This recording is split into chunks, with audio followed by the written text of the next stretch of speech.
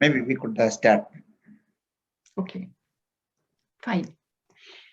So welcome to all participants from Africa, Asia, Europe, and America.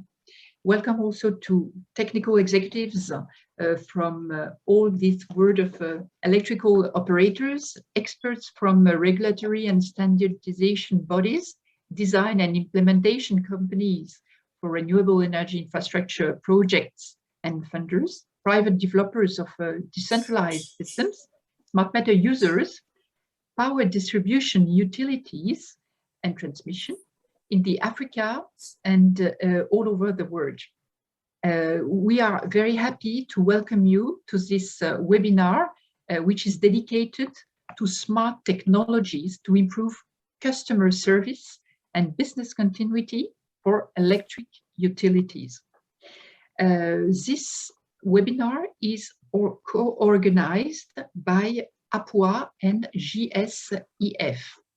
So the Global Smart Energy Federation has been established in 2010, and it is a global organization of national smart grids associations working on the topic of smart grids and smart technologies.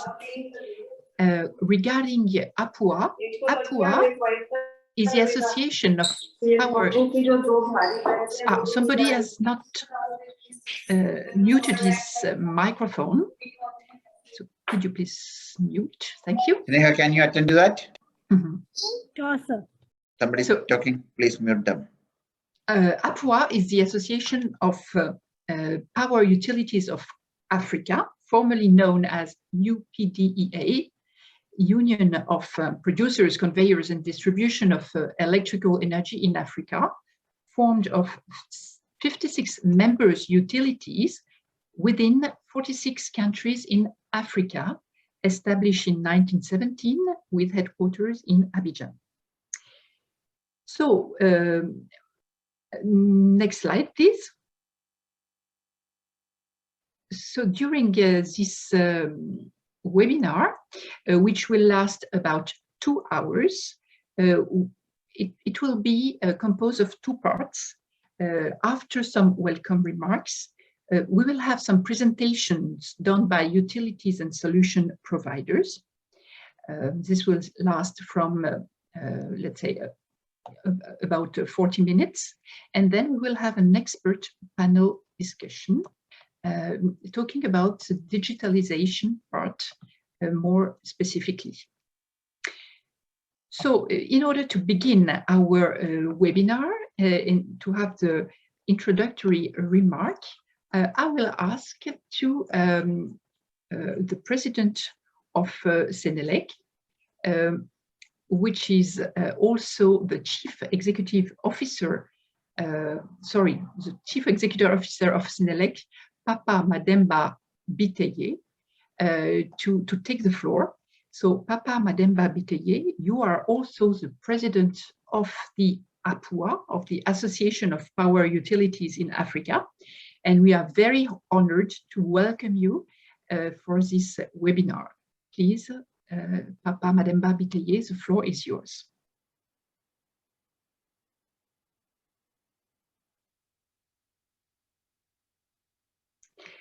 Oh,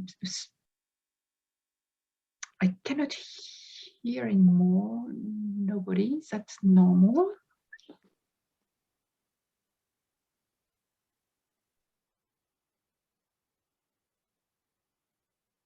Maybe I will give you still a few words till Mr. Biteye can join us about the technical details.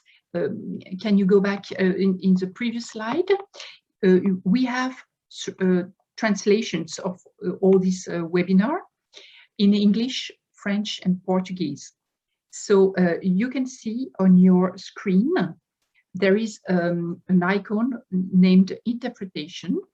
So you have to click on that and select your language, either French, Portuguese, or English, depending on your choice.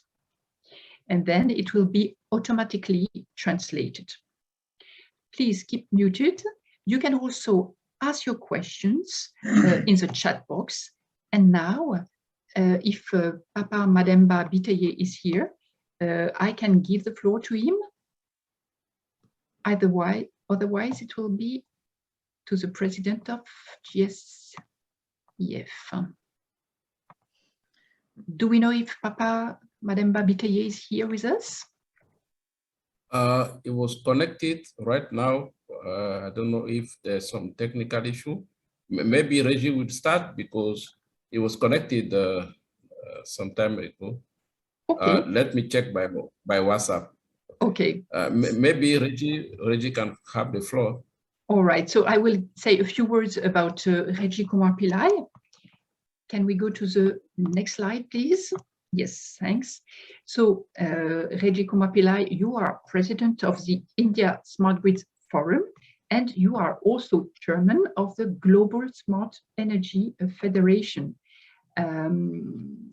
So you are chairman of the GSEF, co-organizing this today's session since November 2016.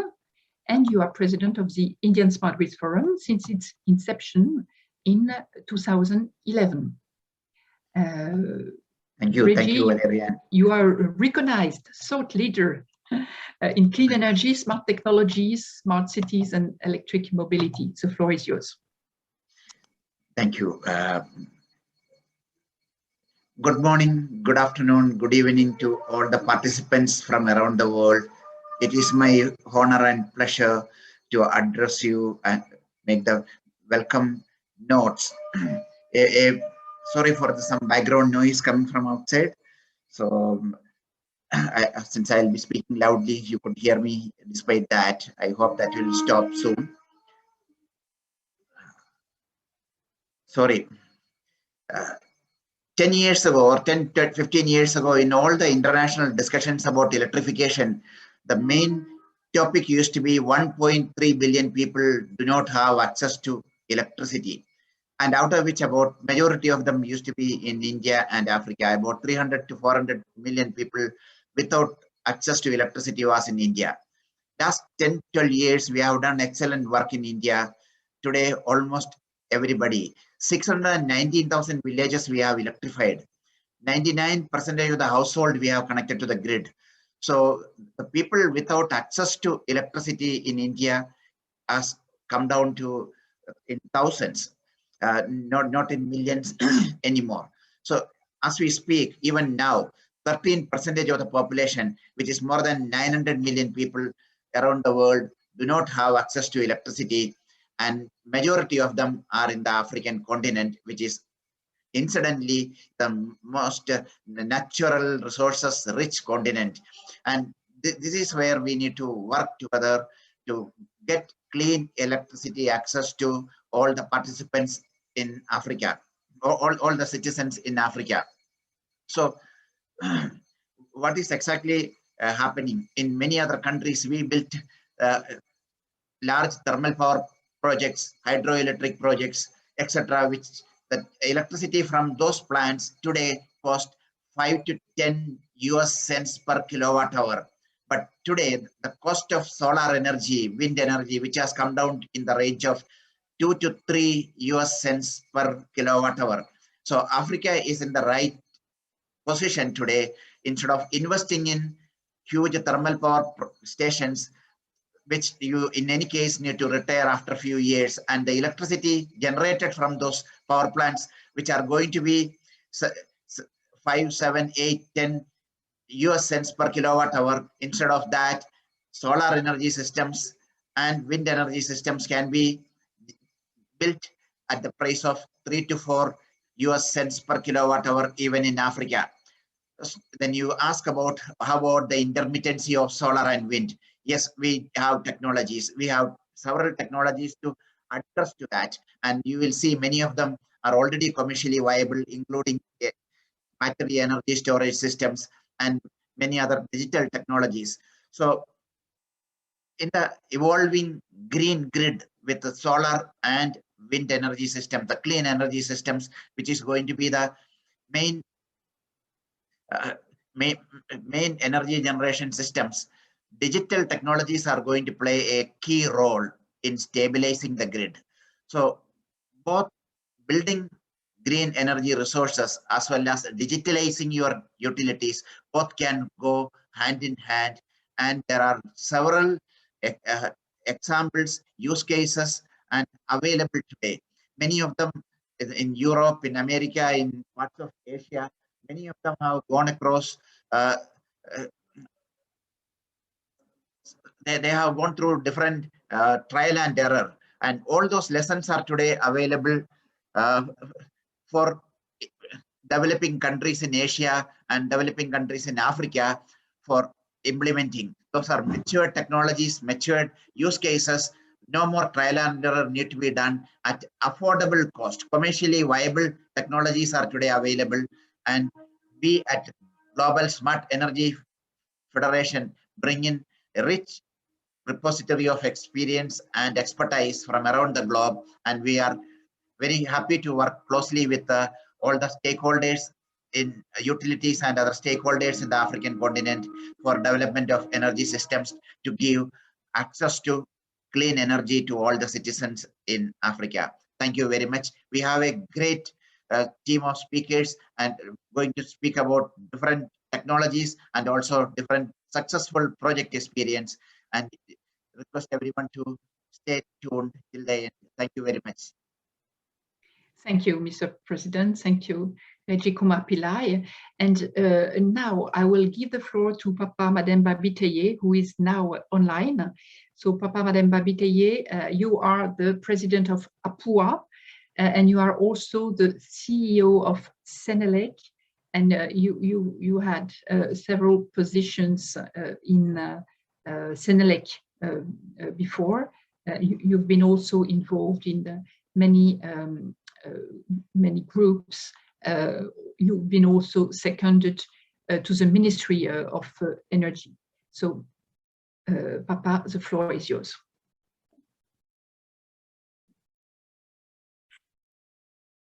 Please. Bonjour. Bonjour tout le monde. Bonjour. Bonjour, Monsieur Reggie Kumar, président du GSEF. Bonjour, Madame Valérie Anne, vice-présidente du GSEF. Bonjour, Monsieur Abel, le directeur général de l'ASEA, distingué orateur. Et chers représentants des sociétés membres de l'ASEA et participants à ce webinaire. Mesdames et messieurs, c'est pour moi un immense plaisir de participer à cet événement virtuel, la deuxième édition de la série de webinaires internationaux de l'ASEA et de la Fédération mondiale de l'énergie intelligente.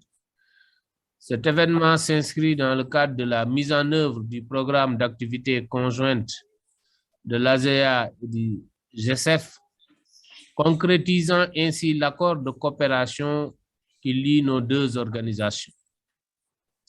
La mise en œuvre et l'appropriation des solutions de technologie intelligente par les sociétés d'électricité constitue pour beaucoup d'entre elles un programme primordial pour rendre plus efficace leur système de gestion des installations techniques et de la relation clientèle. La pandémie, la COVID-19 qui frappa l'humanité l'année dernière a rendu l'appropriation de la digitalisation un programme prioritaire pour nos entreprises dont la raison d'être est la qualité du service à la clientèle. Si la décarbonation est un défi majeur pour nos sociétés, la dématérialisation et la digitalisation constituent également d'autres défis que nous devons relever pour être plus proches de notre clientèle, mais également pour mieux la satisfaire, en ce sens que nous devons réduire la durée des incidents et leur impact sur la clientèle. En ce qui concerne Senelec, mon entreprise. Nous ne sommes pas en marge de cette évolution technologique majeure.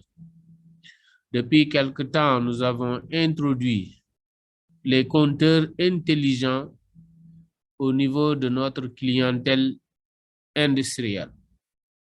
Aujourd'hui, tous les clients sont dotés de compteurs intelligents et également nous avons entamé un vaste processus de mise en place de compteurs prépaiement intelligents au niveau de la clientèle, préparant ainsi le smart grid au niveau de notre système.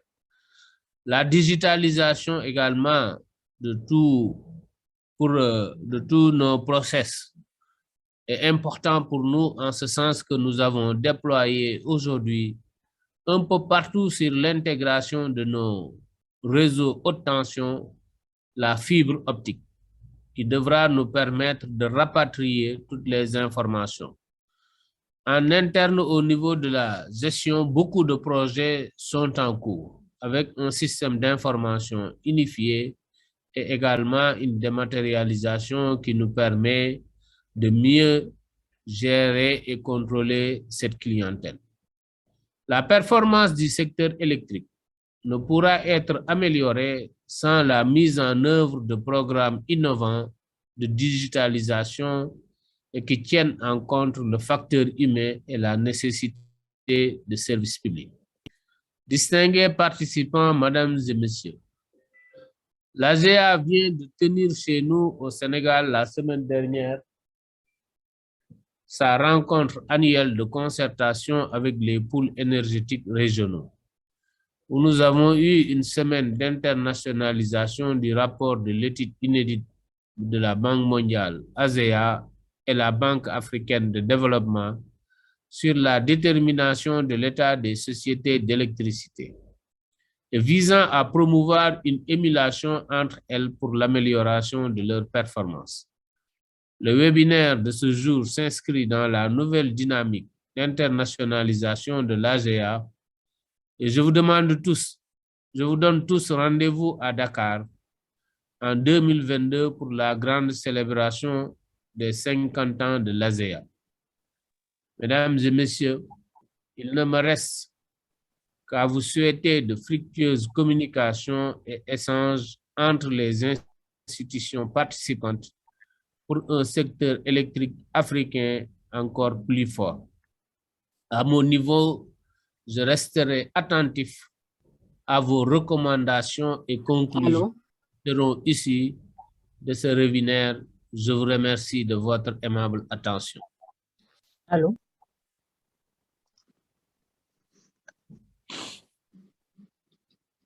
Allô?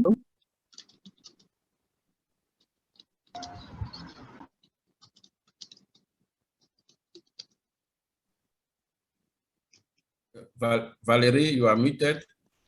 Valérie, you are muted. Thank you. I will switch to French. Je voudrais remercier Madame Babiteye pour ses mots d'accueil et de bienvenue qui ont, je crois, beaucoup touché nos participants. Merci, Papa. Et de mon côté, je me présente en quelques mots. Je vous parle aujourd'hui, je vais modérer cette session en tant qu'ancienne vice-présidente de la Global Smart Energy Federation.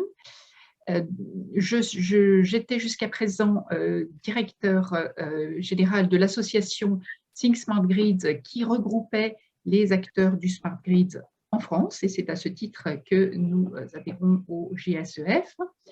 Je suis actuellement au sein de RTE, le réseau de transport d'électricité en France, conseiller auprès du président d'ENSOE qui regroupe les opérateurs de réseaux de transport européens.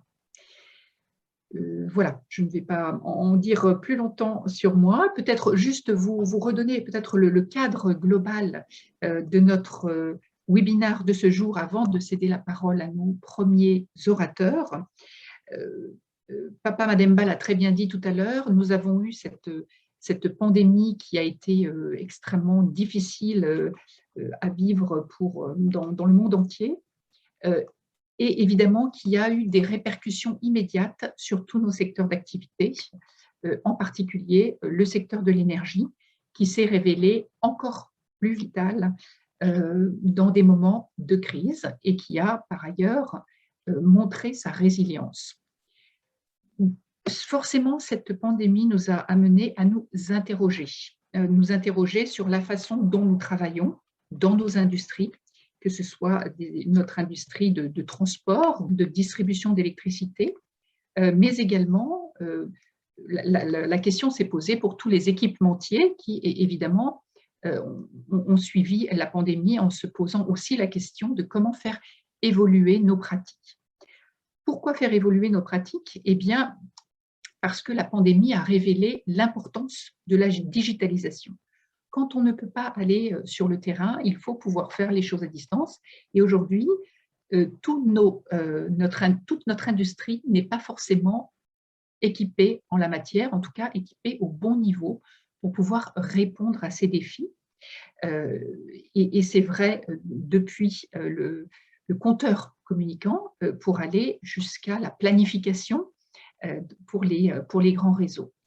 Donc, le webinaire d'aujourd'hui abordera ces différents thèmes, numérisation et automatisation des process pour la continuité des opérations commerciales.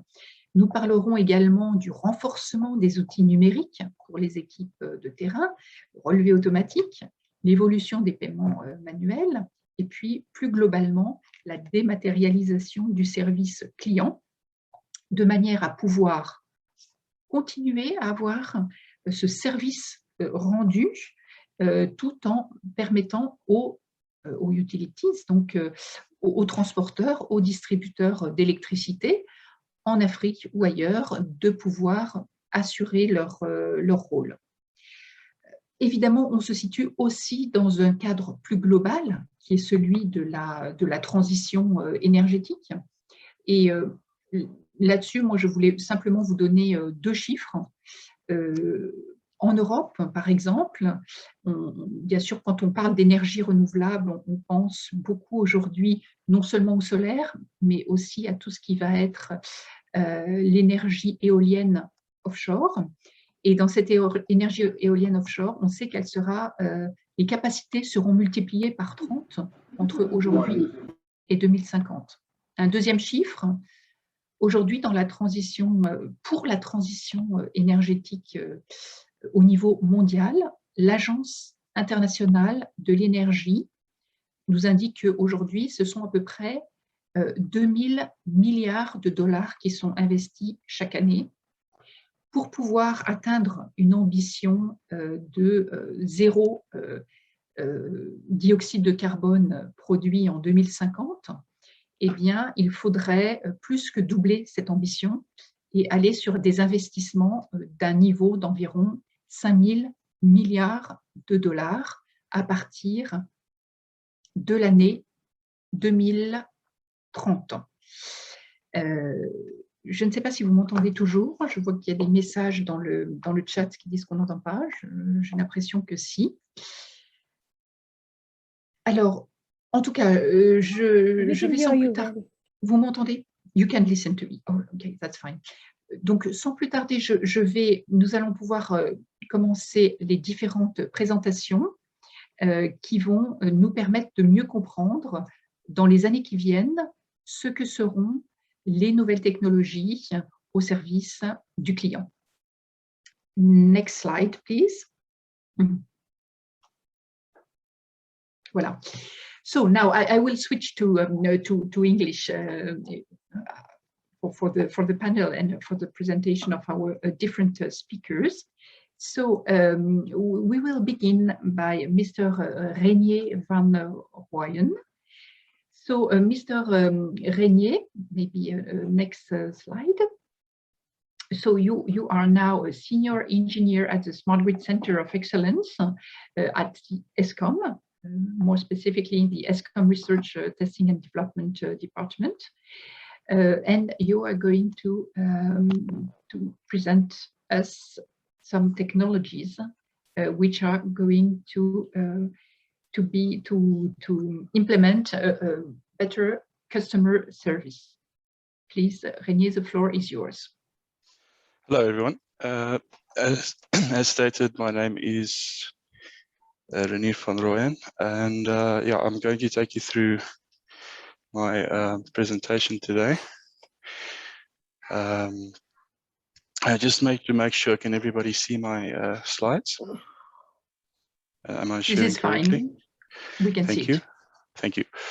Right, so I'm from Eskom Smart Grid COE in Eskom Research, and today I'll be sharing what we've been doing in terms of visualization of certain of the system operators data sets and some of the modeling methodologies that we've been using to actually better bring through the information that is latent within data. Right, so I'm going to give you a short background. I'm going to go through the content, and then the presentation will conclude. Right, so everybody's familiar with the concept of big data, and the ultimate goal of turning big data into actionable information is really what we're after when we're processing data in the amounts that we do. So if you're anything like Eskom, you sit with your data sitting in silos, and some of the silos that we have to deal with include SCADA, fire data, lighting data, anything that really dictates what's happening on the grid. They exist independent of each other, and that's another facet you have to overcome while you're trying to achieve your analytics from your big data. Now, ultimately, it boils down to turning data into information, and that helps us make decisions, and that improves our bottom line.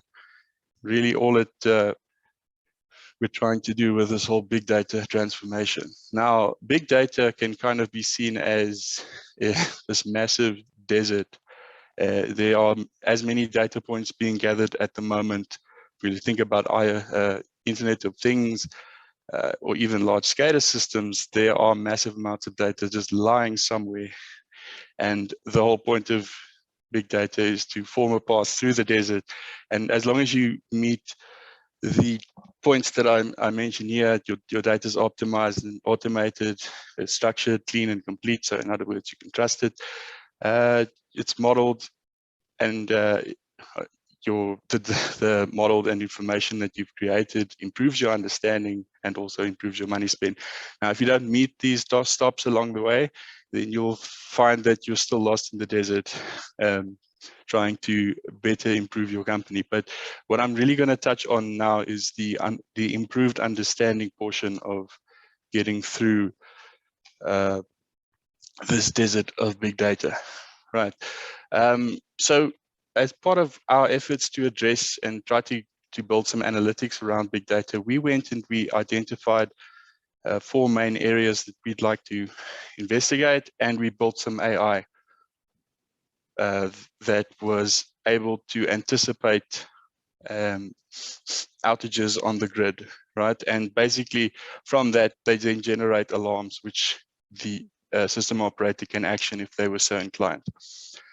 So now you've generated alarms, and now we're sitting with a problem. We already have 4 data sets that generate alarms, and now you sit with called a control room quandary. Those of you who like alliteration, did my best to work one in.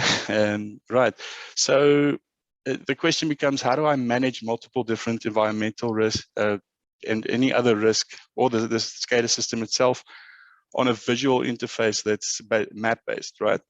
It becomes quite cumbersome, and I'll explain what I'm talking about. Yeah, just because South Africa has such a large grid and it's very remote and large distances, it really becomes necessary to address it. Right, so how we address that is in that we actually go and say, okay, so let's try and step outside of what we normally conventionally do, and we transpose the actual country into what we call a geospatial object, and it's linked to an intrinsic location. Right, so when you have your geospatial object, you automatically infer where the asset sits on that specific column. That asset has SCADA data that's being gathered by it, and it can also sit on top of that geospatial data, and it becomes layers that just go down.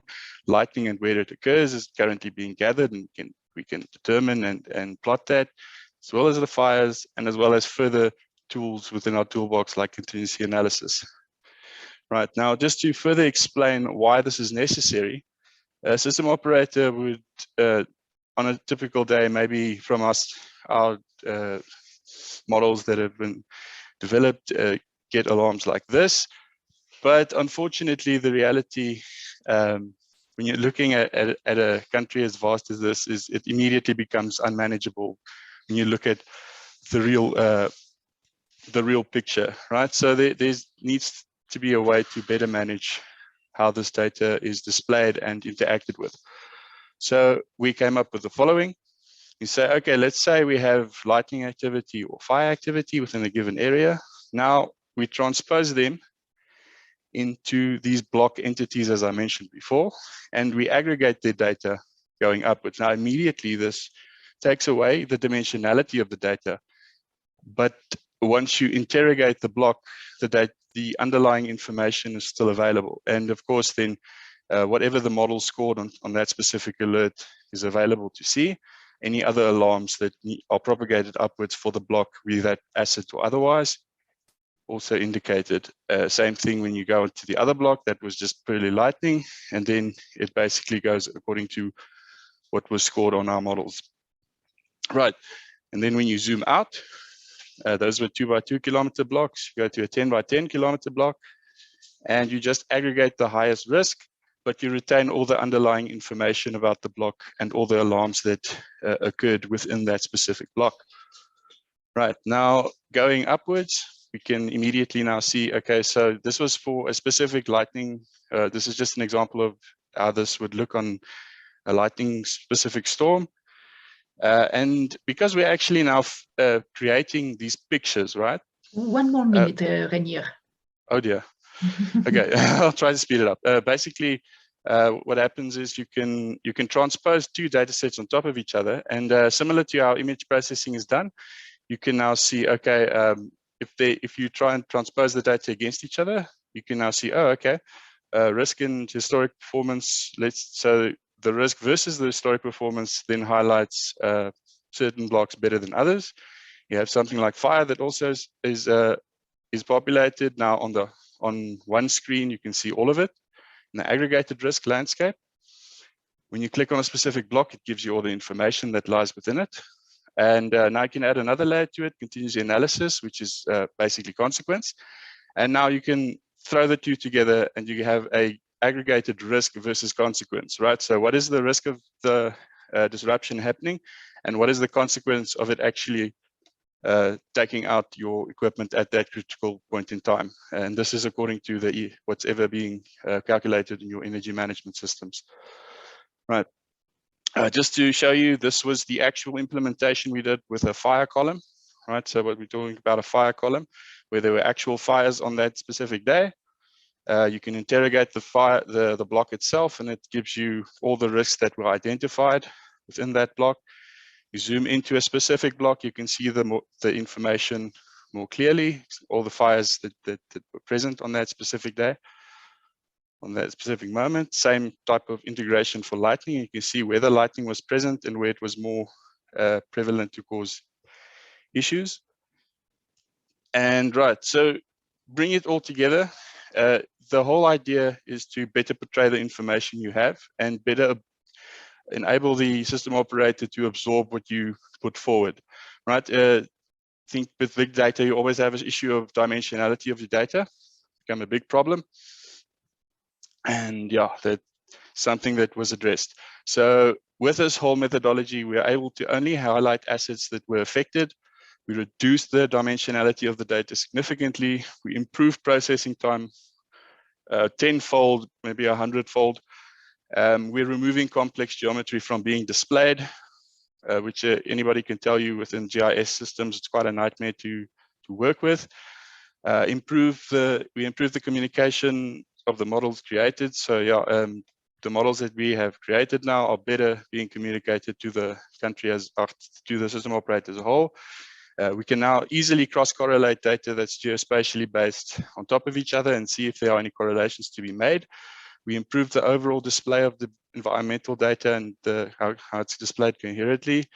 And yes, it was a transmission application, but it does scale to distribution quite easily.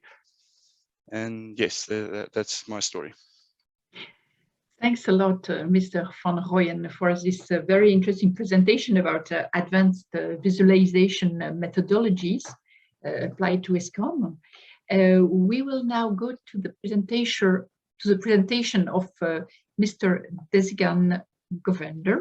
So, Mr. Govender, you are presently a product manager for Conlog in South Africa. And you are working on the 3 lines of business: product, platform, and services. You are also an associate member of SARPA, which is Southern African Revenue Protection Association, and also a member of APUA, and an associate member of the Association of Municipal Electricity Utilities. So, Mr. Govender, the floor is yours. You are going to talk to us about the smart meter solution to realize energy savings. Please. Thank you, Valerie.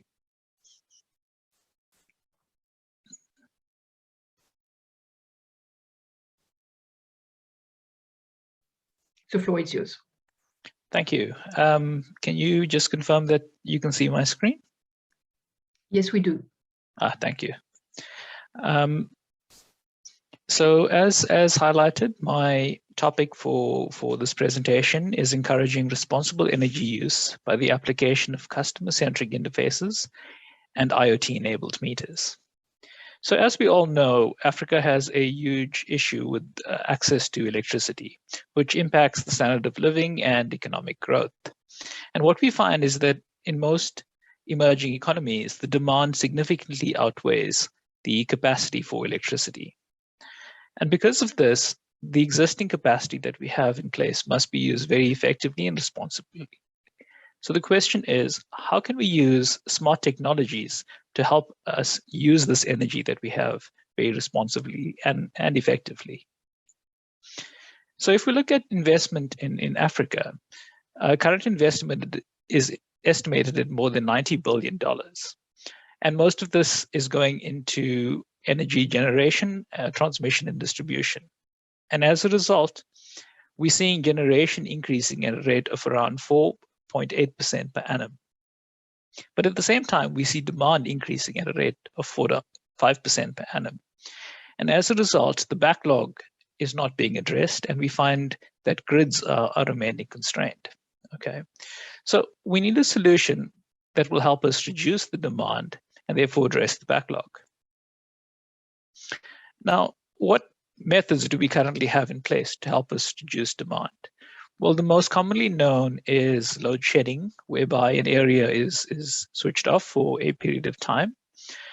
This is very simple to achieve because it doesn't require any smart meter of any sorts, and it typically yields a 10% reduction in demand, although this is a very obstructive way of reducing demand. We then have load limiting, which is a little bit more reactive and fair, but this does require a smart meter to implement and results in around a 3% saving in energy. And finally, we see the application of static time of use tariffs, which is a more proactive approach, but has limited effectiveness with data showing that it generally yields about a 2% reduction in demand.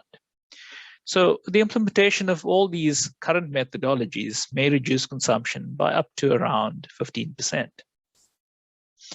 If we look at some data and produced by some papers presented in 2010 and 2009, what we see is that by informing a customer more about the consumption, we actually have the ability to reduce demand.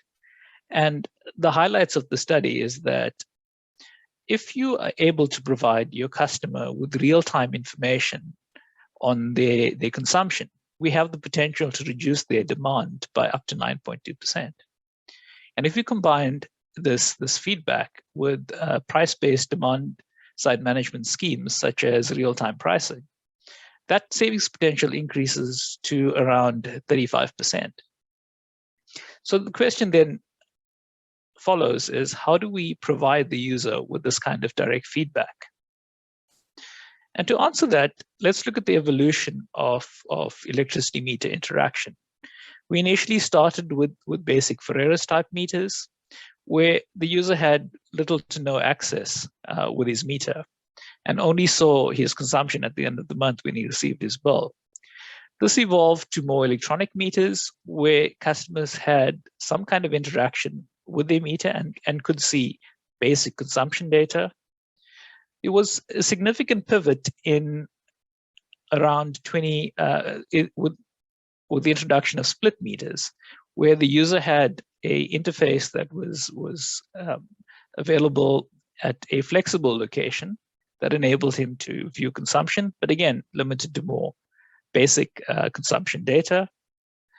As the meter technology advanced, what we saw is the user interfaces advanced as well. And meters could now show more interactive information such as current day's consumption, previous consumption, and basic benchmarking. But where we eventually going to is app-based interfaces as a means of interacting with your phone, with your meter. This is a more flexible approach, a more interactive approach, and is a very configurable way of interacting with your meter. Which leads to the question, is it viable? Is a app-based interface viable in Africa in an effort to help us reduce demand? To answer that question, we look at data provided by GSMA, which predicts that by 2025, more than 50% of the population in Africa will have access to a phone or a cell phone, and of that, more than 64% will be a smartphone. What this basically means is that going forward, more people will have access to a mobile phone than actually have access to electricity. And therefore, a smartphone is a viable means of interacting with your smart meter. The advantages of such an interface is just the interactive nature, whereby you can see in real time what your consumption is. You can benchmark your consumption against others or against previous usage. You can set your own limits. It's a very flexible platform in that it'll support multiple languages. It's completely customizable and even includes features such as voice interaction for the visually impaired. There's a strong convenience factor in that your meter can now be viewed both locally or remotely. And with most apps, you have this level of future-proof where features could be added and new software sent on demand. So we've spoken quite a bit about the requirements of the user interface. Let's just look quickly at the requirements of the electricity meter. For one, we would want this meter to have cellular connectivity to a backend system. And the reason for that, specifically going to NB-IoT, is that those type of networks have been designed for metering devices or for devices of this nature. From a metrology point of view, we would like the meter to measure both active energy and reactive energy. But more importantly, as we see the adoption of solar in small scale, we would want this meter to be able to measure both import and export energy.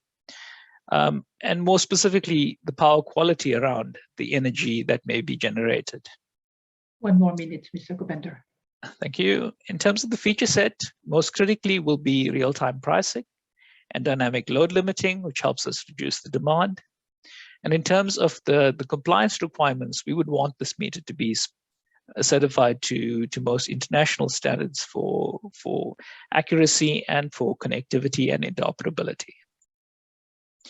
The value add for the customer, he now has real-time consumption awareness that allows him to save energy.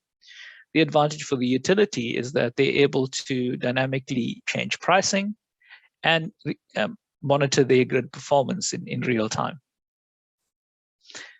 So the net effects of all of this is the combination of a connected smart electricity meter and an app-based customer-centric user interface results in a smart technology with the potential of reducing consumption by up to 35%. And with this reduction, we have the ability to address the energy supply backlog. We can improve customer service and ensure business continuity for utilities. Thank you. Thank you very much, Mr. Desigan Governor, for this very clear presentation and fully on time. So I just wanted to tell to the audience that you have the possibility to ask your questions either to Mr. Governor and also to the previous speaker, Mr. Reinier van Rooyen, in the chat box. And we will ask the different questions to the speakers at the end of the first session. So now we are going to switch to French, and I have the pleasure to introduce Mr. Natsi Misamou. Natsi is Director of Africa and Middle East for the French company Orange Energy. So Natsi, you are leading the business development strategy for Orange Energy in the Africa and Middle East region. You are an engineer with more than 25 years of experience in the telecom industry. You've been working previously at Hewlett Packard and Nortel Networks as a consultant. And since 2009, you had the position of Director of Operation for Orange Côte d'Ivoire. And then you were Director of Projects for Orange Africa in the area of shared infrastructure. So you are now going to present us some technologies in order to avoid frauds, and especially different technologies which are linked to the smart meters, to the connected smart meters, in order to manage the payment. Natsi Misamou, the floor is yours. So I will, if you allow me, I will speak in French. That's okay with everybody. Can you hear me well? Oui. Oui, ça va. Vous pouvez parler en français, Natsi. Parfait. Et je vais également présenter donc mes slides. Est-ce que vous les voyez? Vous les voyez? Pas encore.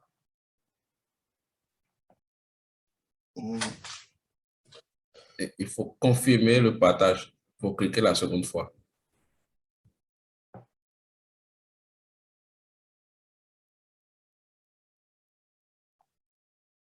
So do not hesitate to ask your questions to the previous speakers in the chat box. And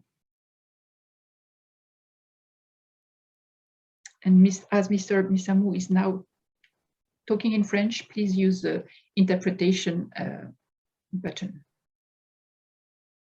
Ok. C'est bon. C'est bon, vous voyez quelque chose? Oui. Allez-y, Natsi. Très bien. Parce que, ouais,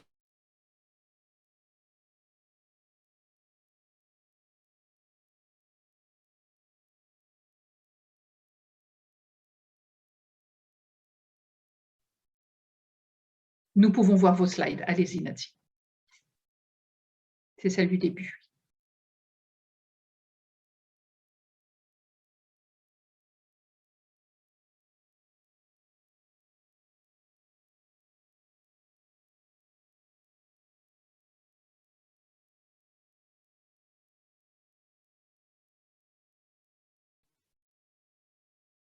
Oh.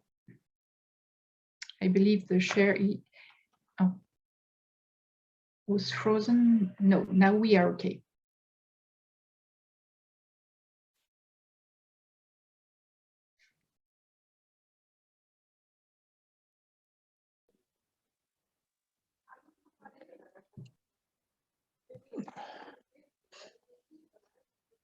English translation is not audible.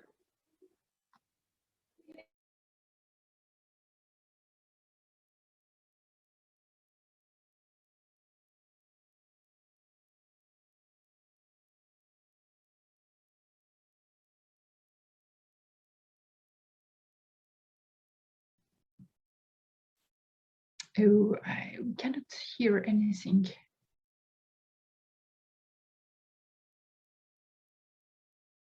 Natsi, on ne vous entend pas.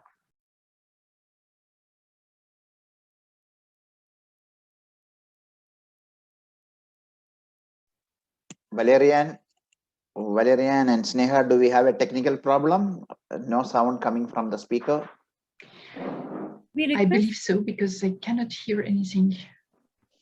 Maybe you can switch the speaker, or you can call another person who can, by the time he fixes technical issues, Natsi can come third.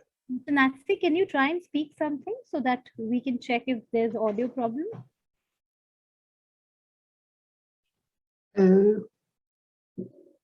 Okay.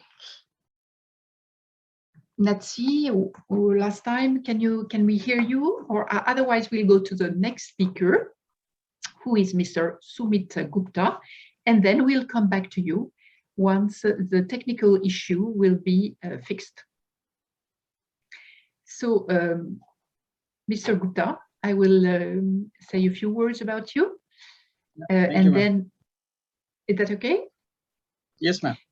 So, Mr. Gupta, you are the CEO of Asset Plus Consulting, and you are a solution evangelist for smart grids.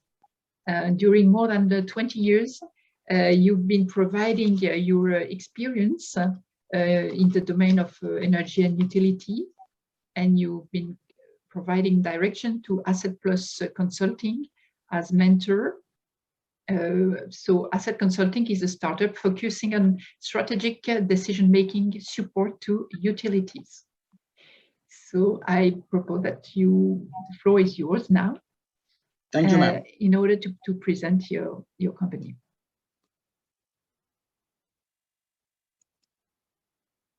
Is my slide visible? For the moment, no. Just a minute. Not yet. Let me share it again.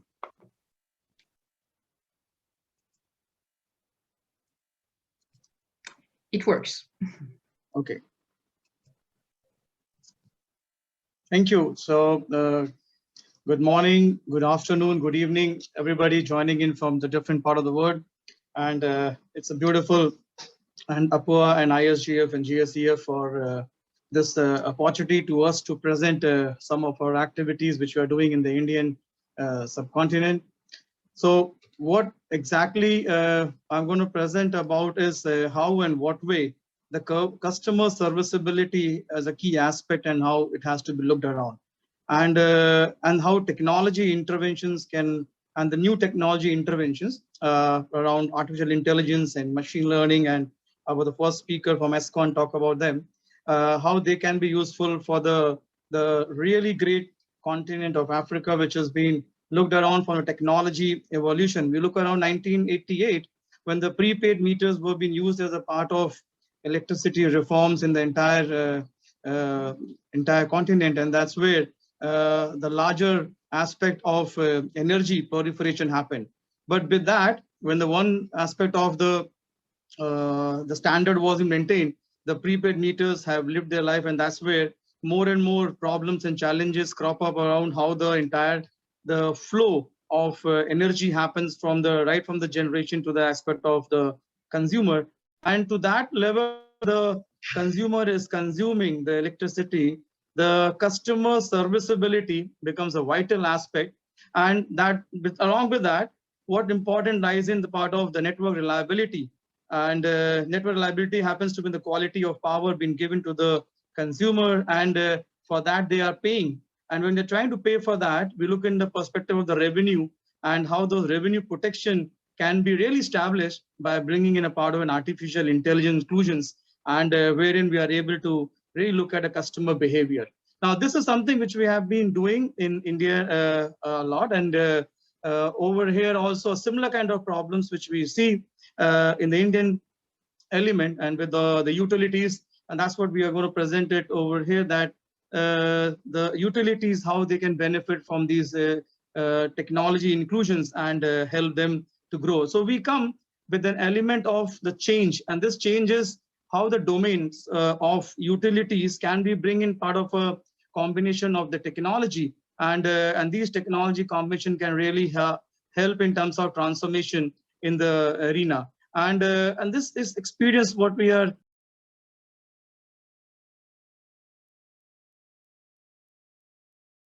You are gone mute. Please unmute. Yeah. Hands-on, and those experience we are trying to share with.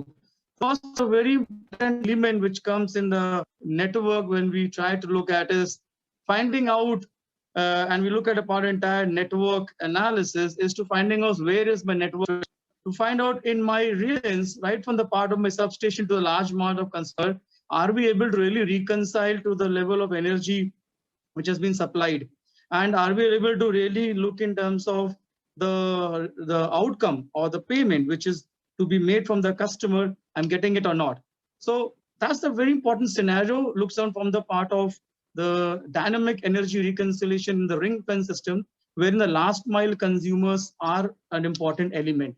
How do we really look in terms of mapping them? Because we know we're in the part of the elements where we have a prepaid meters, right? Or where we have a part of a non-prepaid meter, like in India, we have digital meters, electronic, and still the part of electromechanical meters, how their combinations of the network can be really made. We are typically talking about laying the network map, which is actually starting from the left side, from the transformers and DT substation down the line to my feeder, to the pole and to consumer. Now this all, my dear friends, if we all start going in, and that's what we try to bring the last on the right side, the customer segment analysis, and which is actually able to help find the pilferage points. If this has to be done, if we start doing in terms of a simple collecting of data from the multiple silos, our friend from ESCON, Mr. Royan said, there are multiple silos, we might try to dupe in that, but we require a kind of framework, and that framework actually help in a part of bringing that network more and more aligned. This is built on a machine learning framework. The machine learning framework is able to align the mapping between the consumer to the nearest pillar or pole, to the feeder and the DTs. And this is not established just on the part of one, because these configurations are changing dynamically in the real time as part of the part of ring fence system which we have. And the energy at the edges have to be aligned. So that's where the network mapping comes as a part of aligning the entire network. And this network is being established by understanding the network profiling of the consumers, by bringing the part of the event profiling to look in terms of what is happening. So ultimately, you are able to arrive right from the part of the top to the bottom, the gap. And this gap tells us about which is the stressed environment. And if you were to find out the stress environment, we are able to go into what we call as a very focused approach. Now look at this slide, friends. You are seeing the blue ones are the DT load and the green are the connected, the loads down below. Now, if you look at the time on down below at a 5 o'clock, it's 7.7% is the energy gap. But as it goes to around 7 o'clock, it becomes 18%. And the full day, the gap is going on till the evening 20. And then after that, it becomes again the 8% or so. And typically in India, we take around that the 8% of the TND losses is fine. If it's higher than that, there's a part of things which you have to look around. And once we are able to do this dynamically on any network, we are able to find out, okay, this is the network to be target on to find out who are the pilferage points. And over here, I'm going to present you furthermore the live scenario of the pilferage point identification. We started with doing the dynamic network first, and then going on to finding out the way the pilferage points are coming on. So what do? We start with identifying the typically element of bringing on the analytical methods, wherein initial days of doing, which everybody do by the heuristic modeling, collecting the data of consumptions, the load survey, the part of events, and try to bring them into a model. But then today, when we have dynamic environment, we have more of a IoT driven data coming up from the various environment. We have pictures, we have a lot of text coming in. All this has to be modeled together. To do that, what our friend from ESCON, Mr. Royan said, we need a data lake, we need a big data. And that data lake actually is trying to bring multiple source system residing in the various different silos down below come into a centralized environment. Once we have these centralized environment created, we are then over to do a kind of a machine learning or a data science or an artificial intelligence environment. And that's place where the composite rules are being applied. The first level is the composite rules to look at various synergies to put on to filter who are the, and then on the more complex part, when the data arrives in larger chunk, you are able to drive up predictive models. And how these predictive models look like, friends, look at this case.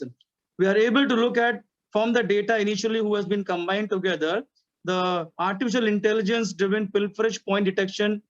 Once we have known the part of stress network and looking at a part of a entire piece of looking at who are the people down below, modeling the consumption pattern on that stress network, who are those people who are consuming beyond and at the level of where they are. So reds have been identified clearly based on the part of maximum demand and how they're trying to exceed.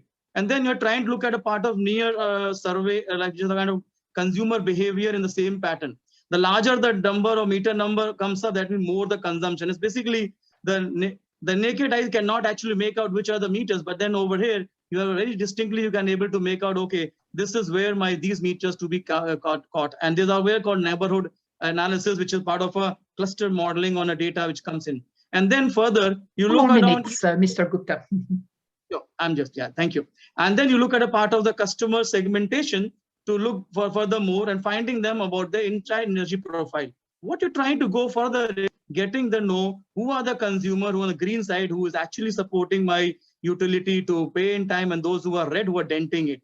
And then furthermore, you are trying to analyze them going further on the part of their behaviors on the outliers, because when you look at the analytics, it's about anomalies, outlier behaviors of the consumers which are coming in. And there you move from the consumption, you go on to the technical parameters, the part of if there are technical parameters. If there are non-technical parameters, your consumption parameters are good enough to actually go in. And moreover, my dear friends, comes the part of an AI, which is meter health. So we have a environment parameter surround and the health parameter, which is checking the quality of the meter with the amount of display, the brokerage, the connections and everything. And meter image talks everything. We are doing it for one of the very bright utilities in India, wherein the meter images installation picture along with the data helps in part of establishing the revenue protection. So what you're trying to do is you are driving out a predicting behavior of suspected consumers.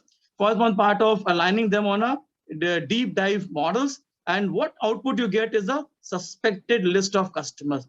These are the output predicted out for my revenue protection, which says these customers should be looked in, and my good customers should not be being penalized because of these customers who are the pilferage points. So you're actually trying to the environment, make the system more resilient, make it more accountable, more reliable, whereas the network from substation to the customers have been mapped.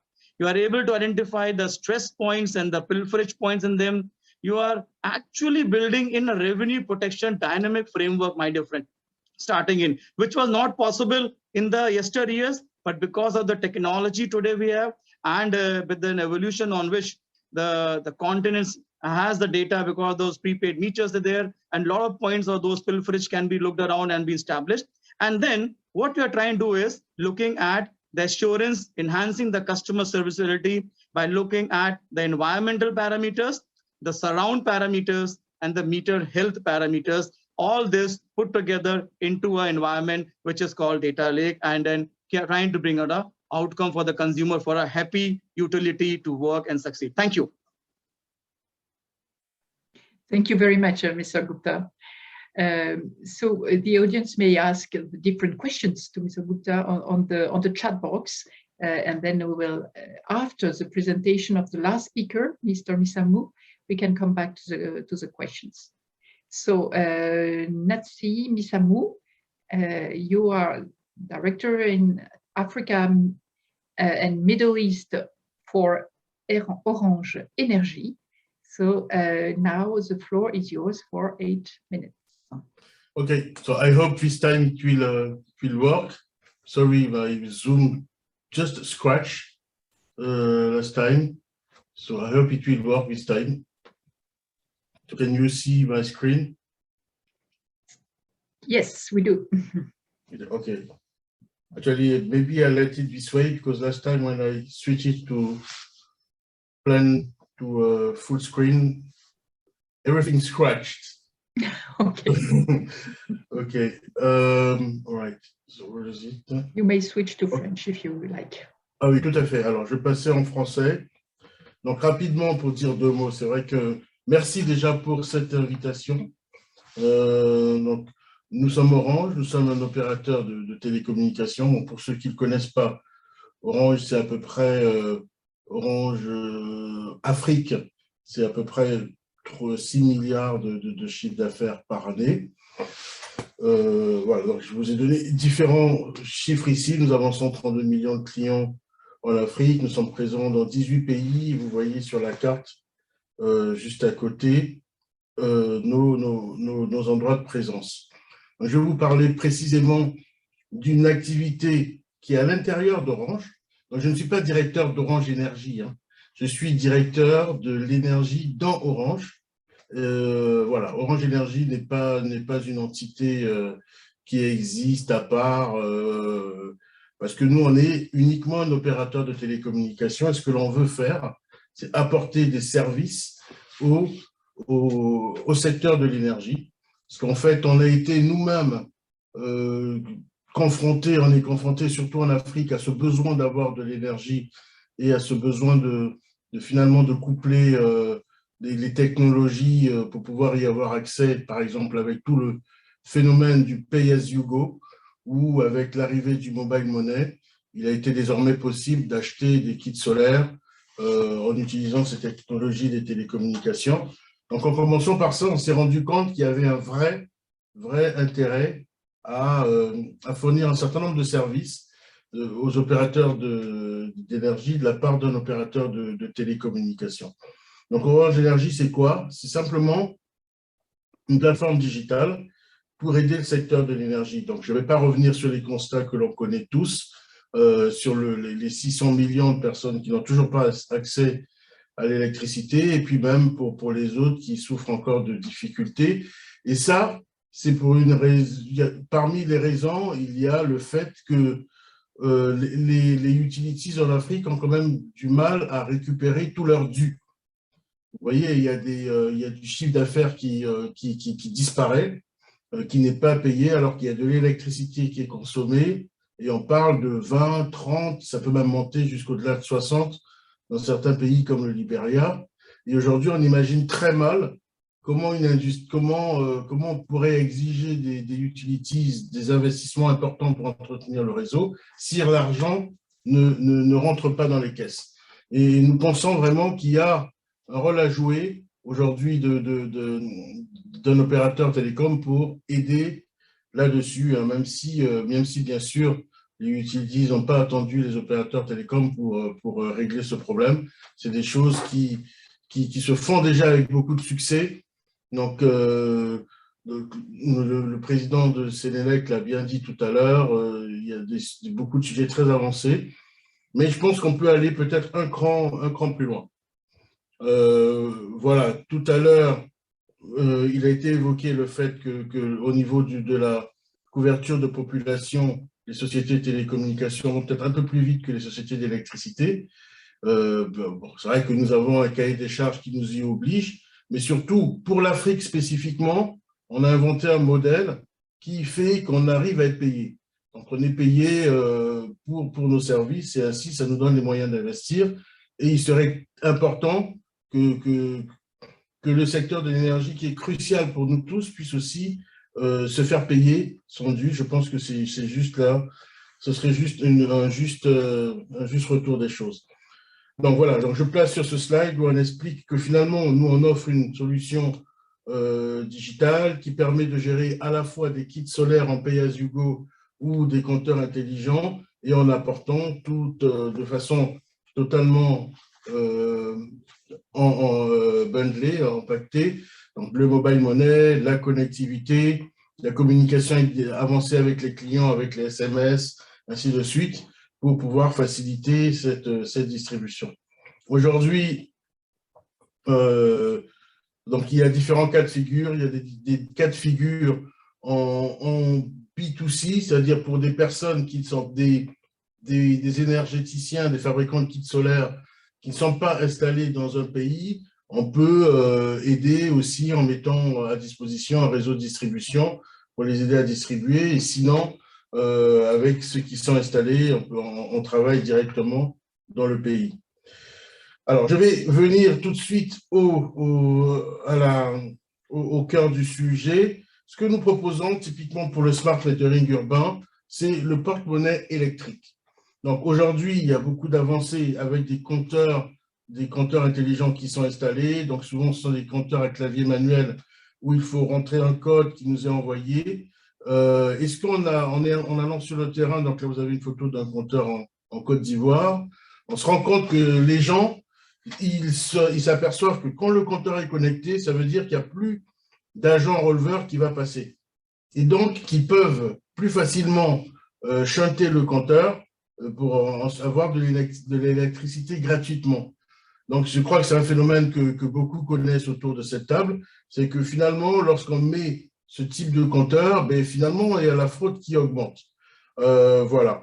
Après, donc là-dessus, ce que dans le porte-monnaie électrique dont on vous parle, on va proposer plutôt des compteurs connectés qui permettent la détection de cette fraude en amont et aussi donnent un meilleur parcours client parce qu'une fois que le paiement en mobile money a été fait, il n'y a pas de code à rentrer. Le code est envoyé directement au compteur et comme ça, on ne se retrouve pas avec la situation où on est au milieu de la nuit ou au milieu du week-end, on n'a pas pensé à recharger et on est coupé.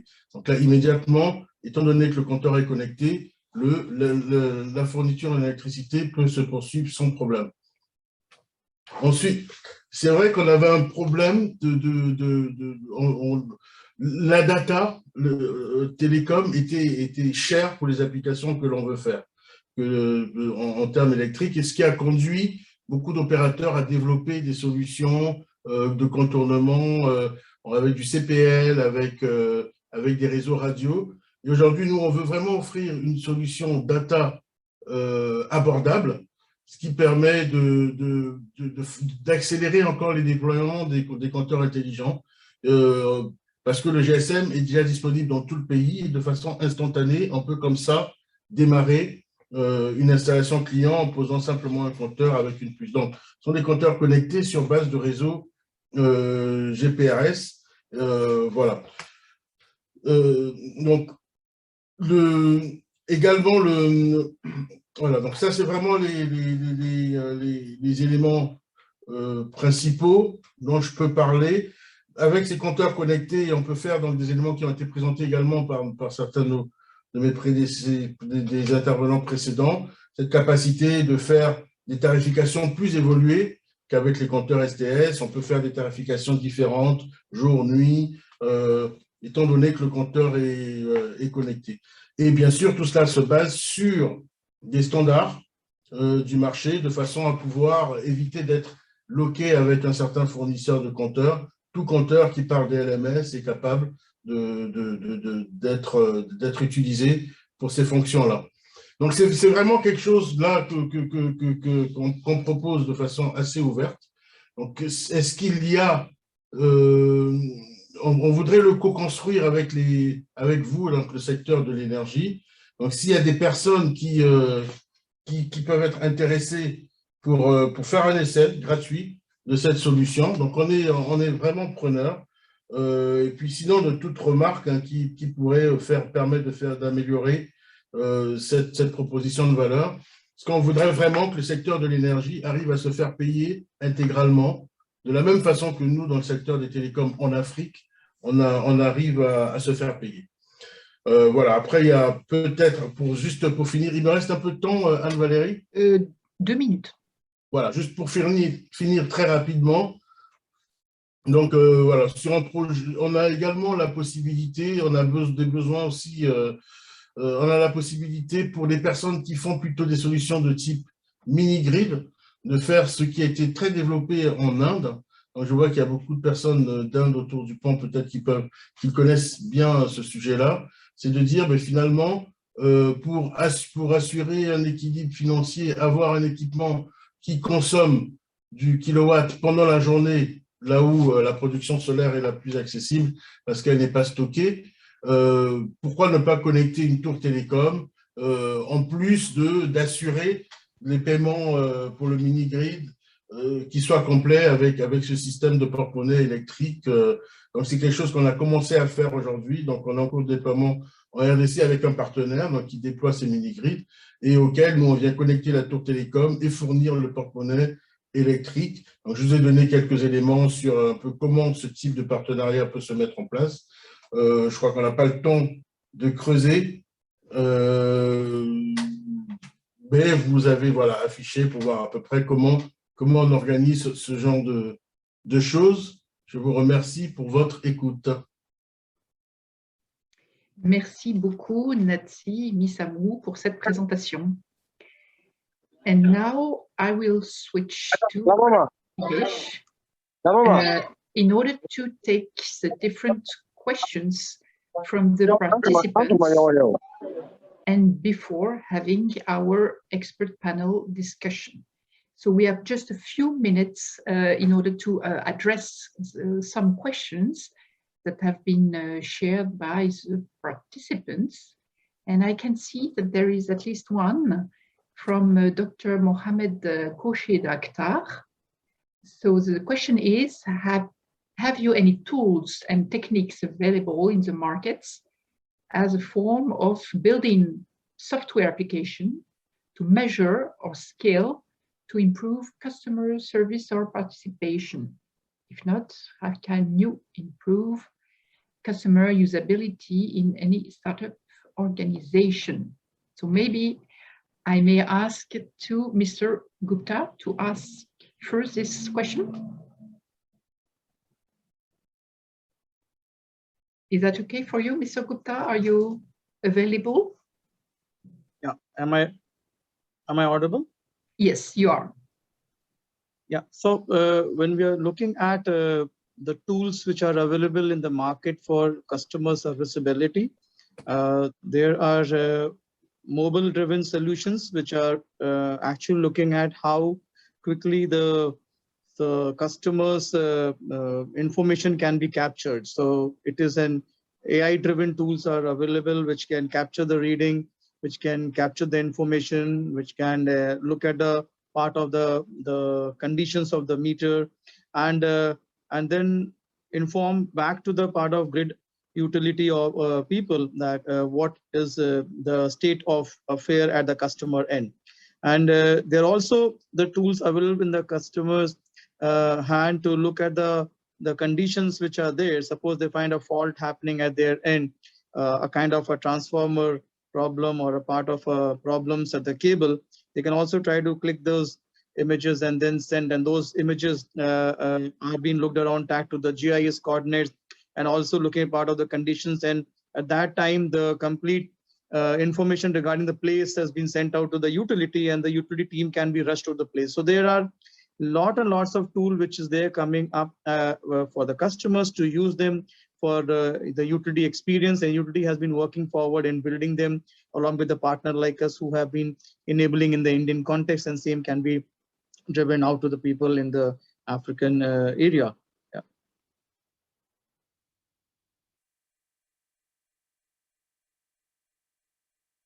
Dr. Khurshid, this is does it answer your question? Thanks a lot. Mr. Renier van Rooyen, would you like also to answer to this question?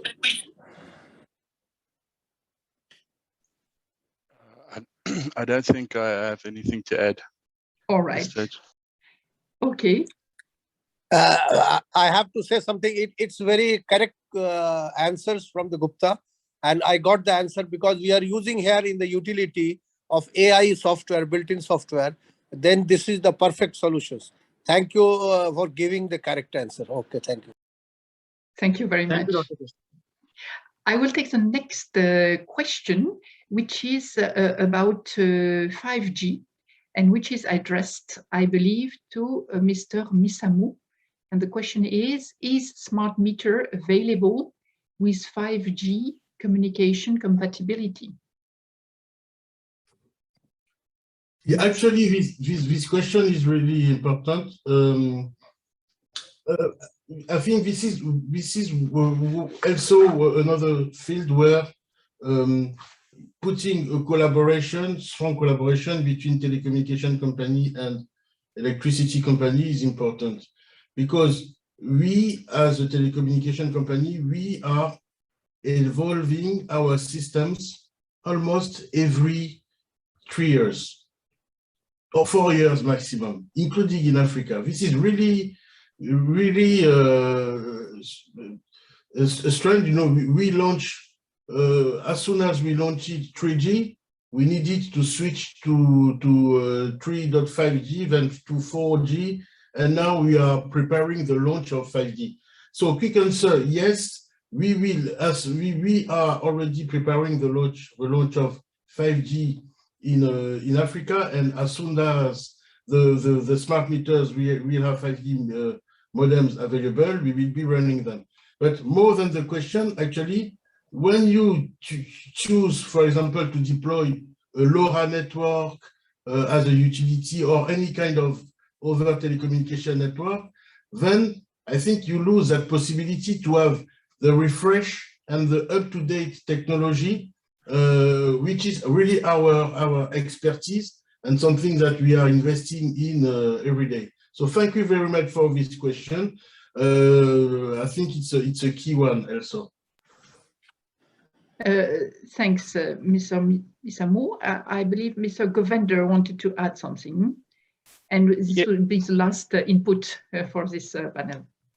Thank you, Valerie. I think it's important to note that 5G technology has increased speed. Okay, so if we look over the evolution, 2G, 3G, 4G, 5G, the speed of connectivity has increased. Now, that isn't really relevant in a smart meter. You are not moving that amount of data. You're moving very little data, actually. A more interesting technology to us is like the NB-IoT, which is designed for that kind of application. So although meters, I'm sure, will be available with 5G connectivity, it actually doesn't make that much sense in the application of a meter, because you're not streaming video or you're not sending massive amounts of data where you need that throughput that the 5G network gives you. Thank you. Thanks a lot for this input.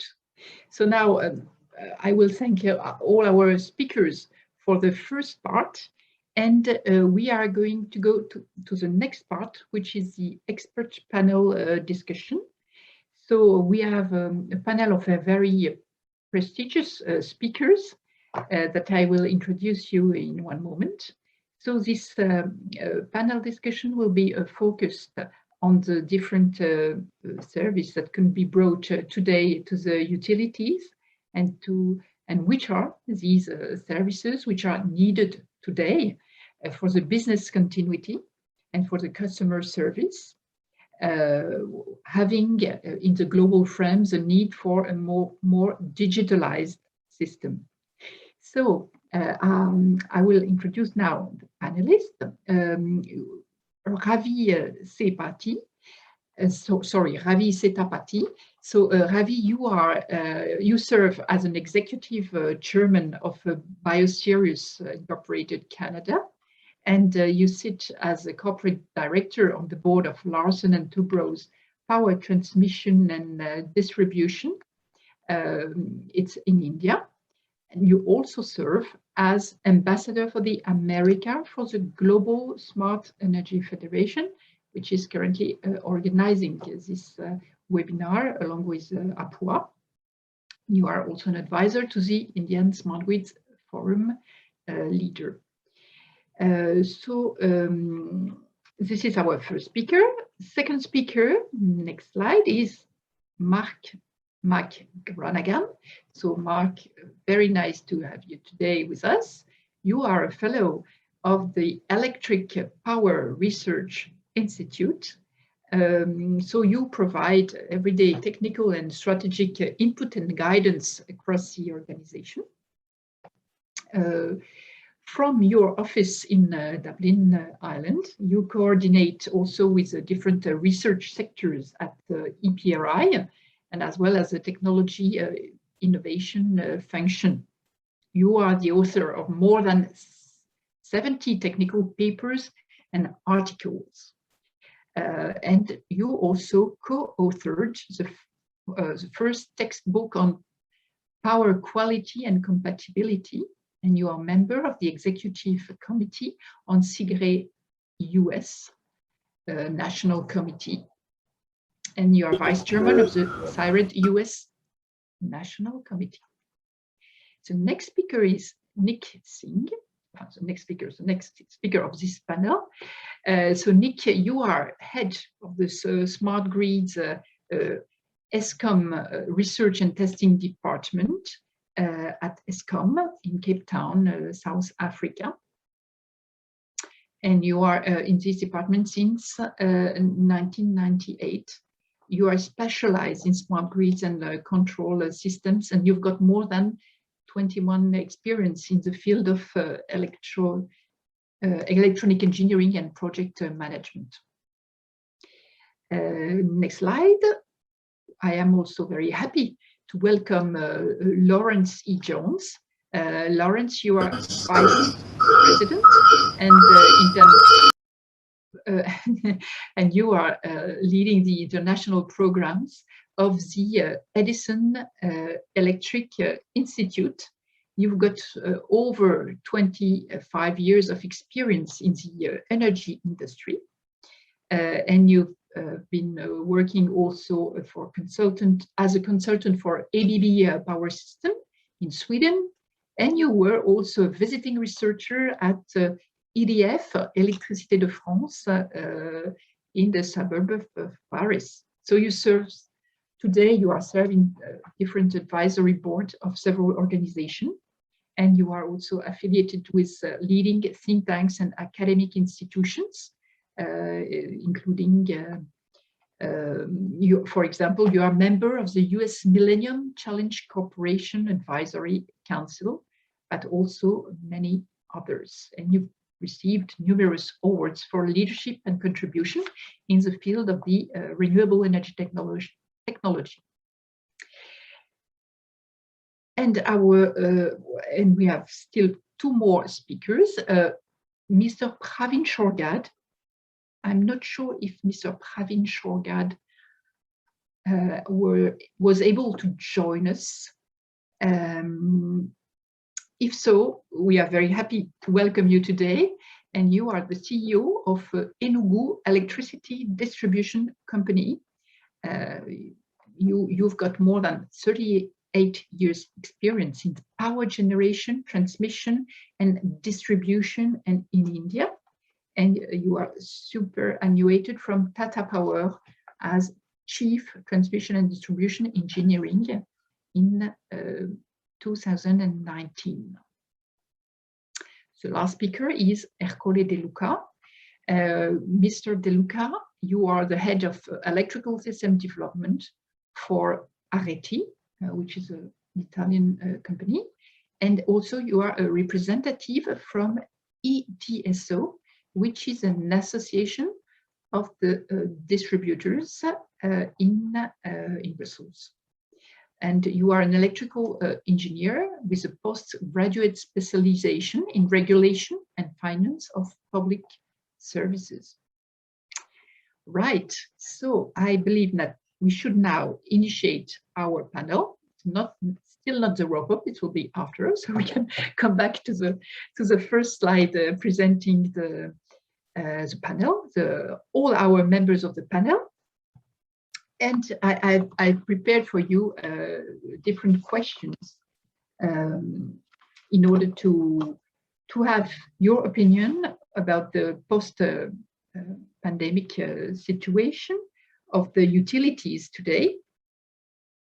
And I would like to go through all of us. First of all, with one question, which is how do digitalization help the energy transition, and what kind of technologies are arising? should we begin with Lawrence, for example? Lawrence, are you able to begin with this question?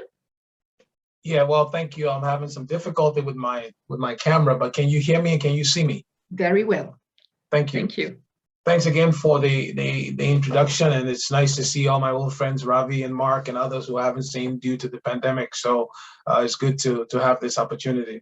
I think, you know, the question you raised is an interesting one. One of the things I've been doing the last couple of years, really working with utility executives around the world when it comes to technology, is to ask the very interesting question is, how do we leverage digitalization in the context of making sure we can have a business continuity and resilience in the system? And I think in that light, we learned a lot during COVID. One of the things that was very important, we didn't believe we'll be able to transition from office work to working as we are now remotely. And I think this demonstrated the fact that digitalization does present a very unique opportunity for utilities around the world to think differently about work. A couple of examples, just quickly, in smaller countries, in the Caribbean, for example, they saw, some of the utilities there saw a significant increase in their revenue collection because as a result of COVID, their customers didn't have to go to their financial center to make their payments. They could do it online.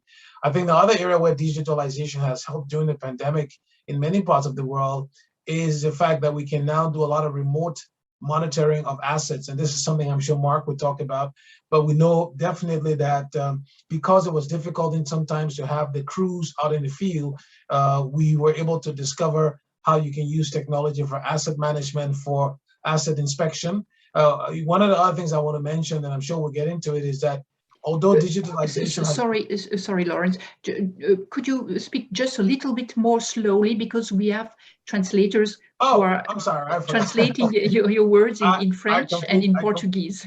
Oh, wow. Okay, I completely forgot.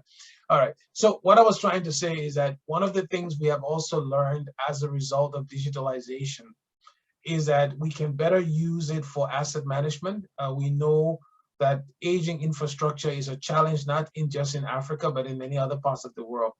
The last point I will make regarding digitalization, which I'm sure we will discuss, is that there are two things. One, the importance of cybersecurity. And the other thing is the importance of having the right workforce. So I look forward to this conversation because in the context of Africa, someone mentioned Liberia. I was born and I grew up in Liberia. And I must say that having the right workforce, but also thinking very carefully about cybersecurity are two things that I think African utilities should really take very seriously. So I'll stop there for now.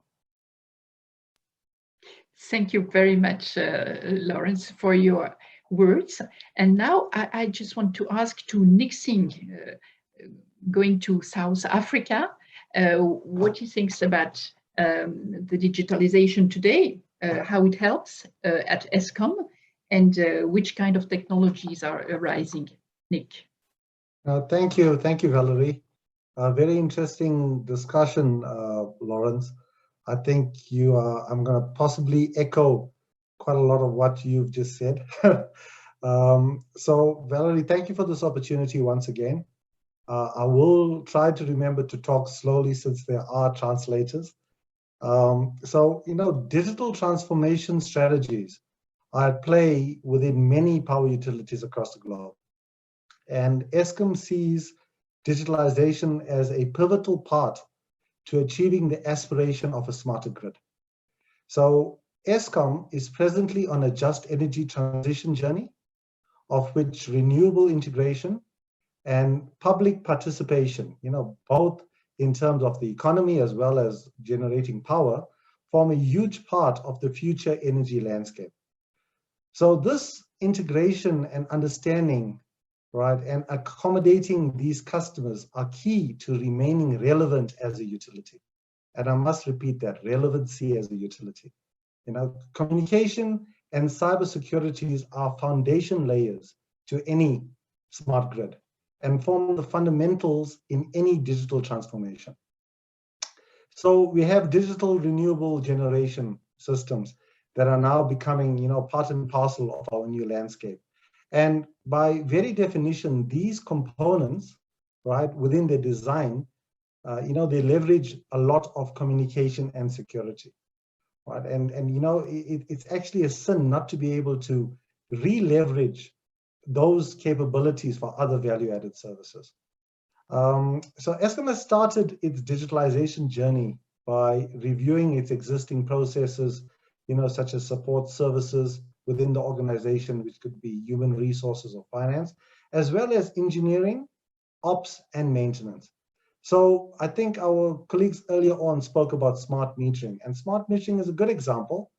Right now we do not have low voltage system visibility in our distribution networks, and smart metering our utilities' eyes into these areas. So it's not only about revenue collection. It can most definitely be used to leverage other distributed energy resource integration, such as electric vehicles, etc. And right now, Eskom is busy looking at using IEC 61850 as a communication medium to talk to these new devices that will form part of our network, to unlock future smart energy trading platforms, etc. So, ops and maintenance is being used, that we started using and investigating line inspections using drones, right? And then using fancy camera systems to do image recognition. So these are all smarter, cleverer ways of this digital reforming, digital transformation. Big data analytics and machine learning, using artificial intelligence to derive decision-making capabilities have tremendous benefits in, optimizing workforce deployment, as an example, and also preemptive maintenance. Understanding the needs of the future customer and integrating the customer into the solution is expected from the customer today. And customer retention becomes even more difficult to achieve with the free access to renewable generation and self-generation. So, Madam Chair, I think I can go on for days. So I will stop here, and I look forward to questions from the audience. Thank you. Thank you very much, Nick, for your input. And yes, you are right. The audience, the participants may ask some questions in the chat box that we will have a look afterwards. So now I would like to ask to Ercole De Luca. Let's switch to Europe. What do you think about this digitalization? How does it help the energy transition? Which technologies are arising, especially from the distributors? Ercole. Thank you very much, Valerie. Thank you to GSEF and APUA that gave me the opportunity to be here, representing the European DSO associations. First of all, I would like to stress the importance of digitalization and grid digitalization as the key driver or the real enabler of the energy transition. And I say this because if you look at the transition means to go for electrification of uses, and then a growth of consumption of electricity for electric vehicles, for conditioning, heat pumps, and so on. And that means a great growth of demand, and then a great growth and need of grid upgrade. It means a lot of money. It means that the sustainability of the energy transition can be put in crisis by that. So that we first of all have to avoid it. We have to avoid, if we look at the overall electrical sector, today we are characterized by few big power plants or medium-sized power plants, but still a few number of them, providing energy to the system, and TSOs, transmission system operators, trying to balance them according to the requests coming from the grids, from distribution grids. The situation we are moving to, in a few years, we'll see millions and millions of small prosumers. That means all of us that at the same time produce electricity toward the photovoltaic and so on, or do inject energy using storages, And then we consume much more energy, and the production and the consumption of energy is not at the same moment. So we do have a very unstable situation, and the new system operator role is to secure the stability of the electricity providing and the electricity sector in this new situation. If we look at the major impact of this is for sure on distribution grids, because we have this great increase of consumption and need of capacity on distribution side, and much more than this, renewable production coming from distribution network instead from transmission network. And the DSO has to integrate 100% of that production to reduce the need of production from thermal power plants, and to reduce the need of grid upgrade. To do that, DSOs have to instantaneously synchronize consumption and balancing and compensating production and consumption. To do that, and as I do repeat, to allow to avoid huge costs for grid enforcement, DSOs has to develop new skills, have to move from grid maintenance mainly to be able to manage Internet of Energy. Millions of points, all of us, at our smart meters, able to produce and consume according to the grid capabilities. We can do that only by digitalization. And digitalization, just to conclude my interview, has to be seen from three main, let's say, areas from a technology point of view. The digitalization of grid, that means grid observability, not only medium or high voltage, but also low voltage. And then grid, let's say, reconfigurability and controllability, also low voltage, as I was saying, and that's new. On the other side, we have to be able, as DSOs, to manage the demand side flexibility, where we must provide services to our customer, asking them, please enhance or reduce your production or your consumption according to my needs. And that is another word of technology, is mainly software platform able to communicate with millions of customers, Internet of Energy again. And then on the customer side, first of all, a grid user interface, something standard, an object able to say, go to the supermarket and buy this object and say, okay, with this, I'm fully 100% integrated with the grid, and I can cooperate and interact with the grid operators. And then customers equipment. That means equipment able to understand what the grid is asking for, and then adapt the production from PVs or from storage, and to reduce and enhance the capacity asked to the grid. So that in this, what I can say finally is that for sure, in this view, grid digitalization is the key enabler of the energy transition. Thank you. Thank you very much, Ercole. So I would like now to have the point of view of Ravi Setapati. Ravi, you know very well all the different issues that Ercole has already been talking to us now. So for you, what are today the possibilities?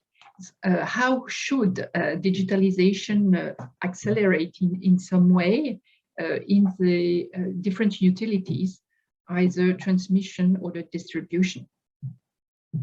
Thank you, Valerie. And thank you all to the expert panel members here. I see many of them, of course, who I've known for decades. And also to the four speakers prior to this. I think they were excellent, that each one talked about a quilt and the patch in the quilt. And I thought if you put it all together, you actually have a good discussion, hopefully an implementable discussion as well. To answer your question, Madam Chair, the key aspect, I think, is one of two focuses. Every utility is not the same, and every utility is not big, and it's not endowed as well.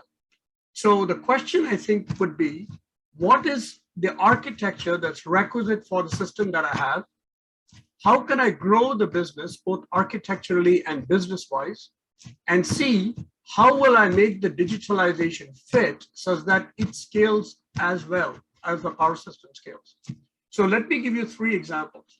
The cost of technology, the digital technology, has fallen, and is falling very fast. We have seen that in cost of smart meters. We've seen that in the cost of solar and everything.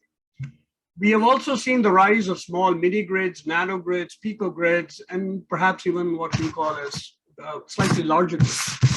We have seen the ability now to form clusters, independent clusters, and then connect them as well.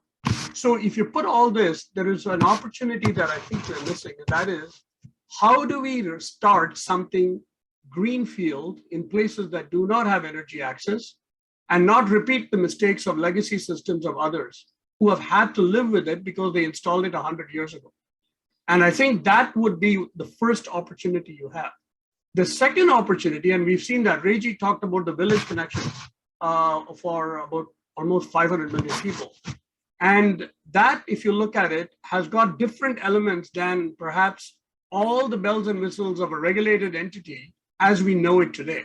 In other words, can the burden of regulation be borne by smaller customers as you impose technologies? So you need to be aware that their technology may have to be very simple, very easy to operate, but yet at the same time give you enough of data for you to manage at the back end that both Nick talked about, his colleague talked about, and Ercole talked about. So that's the two. Now the question comes on the HR. Lawrence talked about HR, and we actually have been very busy on the HR front. In fact, the only person who's been really busy in our team since COVID has been our business behavioral analyst. And she, if you give her 36 hours in a day, she could probably work that. And the key aspect is, how do you now transform the HR side of your organization for both business interface, customer interface, operation interface, and construction interface?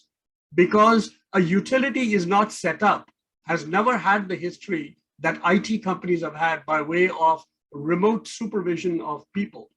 But Nick talked about the digital technologies, and I'll give you one example on construction, since I sit on the board of a large construction company. The ability to get third-party inspection, government inspection, and other regulatory inspections through video mechanisms and progresses have been the key for us to manage our projects around the world. Without that digitalization, we would never have been able to move all of our projects that have been at standstill. So in the gas example, we have now meter readers that are not coming into the homes. So digitalization has enabled that meter read with verification to be sent by customers, whether through mobile, whether through apps, whether through a picture, such that now they know that it has been verified as accurate. So Madam Chair, I'll stop with that, and then hopefully we'll get to the specific questions. Thanks a lot, Ravi, for your input in this discussion. And now I will end the panel by Mark Granagan. Mark, you know very well all these issues linked to this, to the necessary digitalization, either from the transmission and also of the distribution grids. So, which kind of technologies do you see that are coming now, which are the most promising, that will also help to improve the business continuity for utilities? Thanks, Valerie. And as Lawrence and Ravi and Ercole, everyone mentioned, this is great to be part of this panel. I really appreciate that. And I don't want to just repeat what all of the other panelists said, so I'll just emphasize that I think as we go down this digitalization path, it's very important to keep in mind that all the stakeholders are involved and need to be involved. This is a kind of a common effort that starts at the customer and the community level, and everyone needs to build on that. The communication infrastructure is going to be in common. That's key to all of society. we heard in the initial panel, the importance of a foundational GIS infrastructure that everyone can build on. And then we can build on applications that take advantage of that infrastructure to optimize the electric system, to optimize the water system, to optimize the electric transportation system. And we can all use those foundational capabilities. Then there will be new technologies. We see the expanding presence of satellite communications to provide a foundation. And we'll be able to take advantage of that. 5G is coming so there'll be fiber, there'll be 5G, there'll be satellite communications. We will get to the stage where everyone has access to, a good communication infrastructure. For the electric system, we need to take advantage of that and build on it from a cybersecurity perspective, take advantage of blockchain technologies in order to use that common communication infrastructure for optimizing the electric system that, as the other panelists mentioned, now is going to involve optimization between customer flexibility and loads and demand response, along with energy storage and distributed resources and central resources as we decarbonize and electrify the system. So let's look at those foundational technologies and how we can build on those. Thanks. Thanks a lot, Mark, for your input. And now I believe we can take some questions in the chat box, if there are any. And maybe before gathering them, I may ask one more question to the speaker who want to answer. Are there some risks that COVID has showed for the grids, either TSO or DSO? And how can we settle or mitigate them? Mark, please. I think maybe the most obvious one is, and it goes along with the whole digitalization objective, is creating the ability to operate the grid remotely and take advantage of that to increase our flexibility in how we use the workforce and keep them safe during events like the pandemic. And actually during COVID, we made huge progress in that area of kind of remote control operations and remote operation of the grid. Of course, we still need to go out and fix things, but there's a lot of things we can do to take advantage of communication and information infrastructure that helps us operate efficiently during periods like a pandemic. Yes, it's true. And if I can add to the right things you just said, that during the pandemic, we have seen a big reduction of consumptions and then a destabilization due to the, in some way, the exceeding production respect to the real needs, and then back when recovering from the activities, normal activities, a new need of energy, and then the price going up. So definitely, pandemic has stressed in some way anticipated the scenario of the energy transition, where you have instability in consumption and production and requests and so on, and then still the need of digitalization and to be able to handle demand side flexibility and in general the flexibility of the grids. So pandemic in some ways accelerated the need to have our grid more and production and consumption more flexible. Madam Chair, can I just add a comment? Oh, sure. Please go ahead. So Ravi talked about, basically, he kind of alluded to the notion that there are different utilities at different phases of the digitalization journey. I think what is important in the context of this conversation, especially as relates to APUA members, is that we should be very careful in what I call cut and paste technology transfer. We need to really look at the adaptation of the technology to the issues that are being addressed by the utilities. And for example, whenever I talk to utilities in Africa and I start talking about machine learning and artificial intelligence, the first question they ask me is, why do we need it? And I think the issue of digitalization here is that we should be very transparent in beginning by asking what problems is digitalization trying to solve, so that the return on digitalization is obvious. The other thing I would say, having worked with a technology company before, is we should be very careful not to dump all kinds of advanced applications in the hands of African utilities when they are even struggling to find the workforce to make things work, because that will give them a bad experience of digitalization, and it will be very difficult to come back and get the kind of investments you need. So I think we need to take a phased approach, meet every utility where they are, and adapt the solution by asking the specific questions relevant to that utility. Thanks a lot, Lawrence.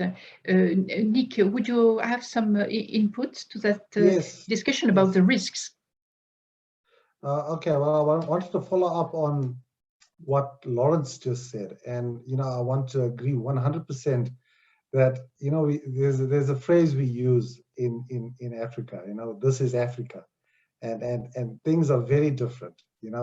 Our customer base, what sort of solutions you offer our customers, the poverty situation, cost of electricity, the levelized cost of energy. And with any digitalization strategy comes money that needs to be put towards it. And whether we like it or not, that cost ultimately goes down to the customer. So I'm of the belief that if we can leverage these communication systems that are part and parcel of our new electricity regime, right, and get additional value-added services from it, it can subsidize those costs and give the customer much more value than what he or she expected in the first place. And I think making that customer and showing that customer that benefit will, even leapfrog digitalization even faster, as long as the customer can see those benefits. And I think that's crucial to actually bring up from this conversation. Thank you. Thank you, Nick. Would you like to conclude the panel, Ravi? Yeah, I agree. I agree with all three of them. And that is you have to be very careful as to what you suggest and not overburden. The risk, in fact, I'll give you just one example, is the risk of loss of communication. There's actually a question, in fact, on that. That's partly on that. Communication reliability is equally important as power system reliability. So if you've got a communication that's not reliable, how do you manage the digitalization part of it? And I think our speakers in the first panel talked about it, right from low bandwidth technology to 5G. So depending on what you have to manage with it. And the architecture around the low bandwidth would be a little different and hybrid with local data storage than perhaps the 5G network that's very reliable, number one. Number two, even in the Western part of the world, our telecom is not as reliable in terms of reliability theory as the power system. We are a 5.9 reliable on the power system side, and we are only 2 or 3.9 reliable on the telecom side. And so we always have had this call saying, how do you manage a 5.9 reliability with a 3.9 telecom? And so this issue will always be there, but I think if you put it up, as Lawrence said, be transparent. So, it will work. Second, the cost of some of the technologies today may appear high in terms of investment, but take the challenge. And I'll tell you, as India took the challenge about 7 years ago to bring down the cost of a smart meter from $140 to $50, that was a challenge that the country took. And today about 300 million smart meters are being procured and installed in India today. I think Africa has that, can easily sort of say, what is the roadmap? And maybe APUA, GSEF, however you leaders would like to take it on, would need to sit down and say what works for cluster A, which could be the big reliable utilities, what are the new ones, what are the small ones that need to have aspirations. And it could be maybe 3 different buckets with 3 different technologies with 3 different solutions. So the risk then gets taken out. Otherwise, you run the risk of a smaller utility that has very little load being able to manage all this.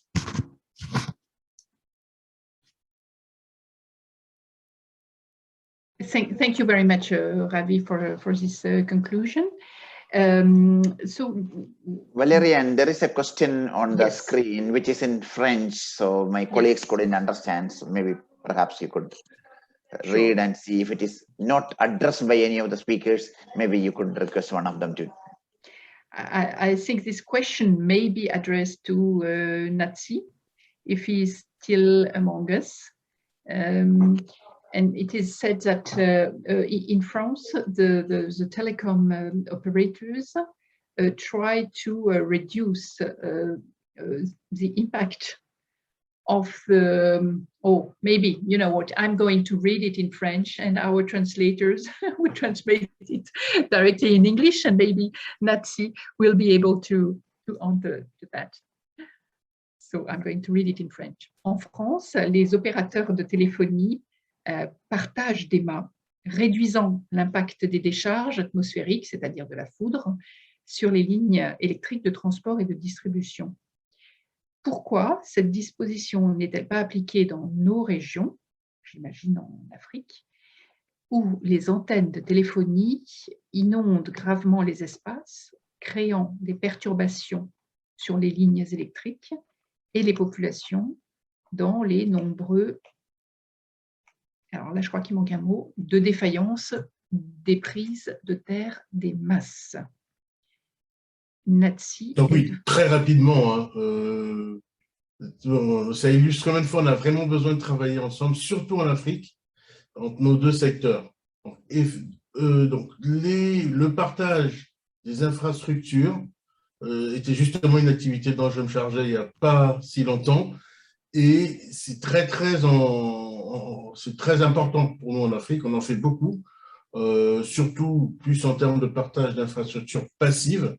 Et il y a eu, comme vous savez peut-être pas, mais il y a eu des sociétés spécialisées d'origine américaine qui s'appellent des Tower Company, qui se sont même créées. Donc il y en a plusieurs, je pense qu'on peut citer quelques noms. Donc non, la mutualisation est un élément capital pour l'économie. On ne le fait pas, je vous avoue qu'on ne le fait pas pour réduire l'impact des décharges atmosphériques liées à la foudre. On le fait pour mutualiser les dépenses et déployer plus rapidement les réseaux de télécommunications.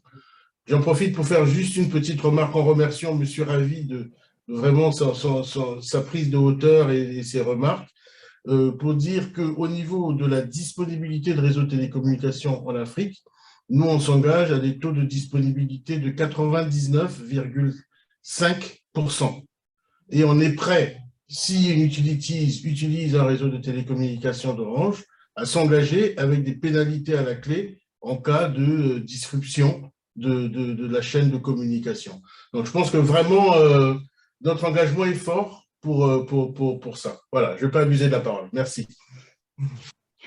Thank you, Natsi, for your input and your answer to the questions. I think that it was fully answered. If there is no more questions, I may try to make a, oh yes, there is one more. How communication loss is managed in smart metering. So this may be for, sorry, Mr. One of our. I can easily. I can just respond to that. I mean, it's again. I mean, there are different ways to manage the communication loss with regards to smart metering. I think I think Mr. Singh had talked about the different IEEE protocols that are being used to make sure you sort of can transfer data accurately. I think that Ravi said it's important to have the right communications backbone, and some places where you have today is that the information is actually stored in the smart meter itself, so you don't have to transfer all of that data through the communication backbone. You can do local storage of the information in case the system goes down. So I think, and this is something that has been done in the past, where you can store the information locally in the meter itself instead of transferring it over that. Madam Chairman, I just want to add one comment before we close. I think it's extremely important. I think we need to, I would say this to be a little bit provocative, that before any African utility embarks on any form of digitalization, they should hire a chief technology officer, not a consultant. They should not use consultants for the digitalization journey, because at the end of the day, they're going to have to maintain that system when the consultants leave. And we've seen so many cases where smart grid projects, not just in Africa, but even in the West, and Ravi knows as well, where if you don't have a chief technology officer who understands how to deal with digital systems, you end up having a problem. So I think before any African utility embark on any form of digitalization, they should hire a chief technology officer who understands the IT aspects as well as the grid aspects. Thank you. Indeed, this is a very provocative input, but very interesting. And maybe it can be the topic of a next webinar, because I do believe that today we have already many chief technology officers which are already hired and maybe already in the Senelec, for example, from which the president of APUA is also the CEO. But okay, let's take this this fantastic topic as a next possibility to debate in another webinar. So in order to try to make a kind of a wrap up, first of all, I would like to thank all our speakers. Just to tell that in the first part, we've been trying to identify and to understand which are the different techniques that are today contributing to bring better business continuities for utilities and also to improve the customer service.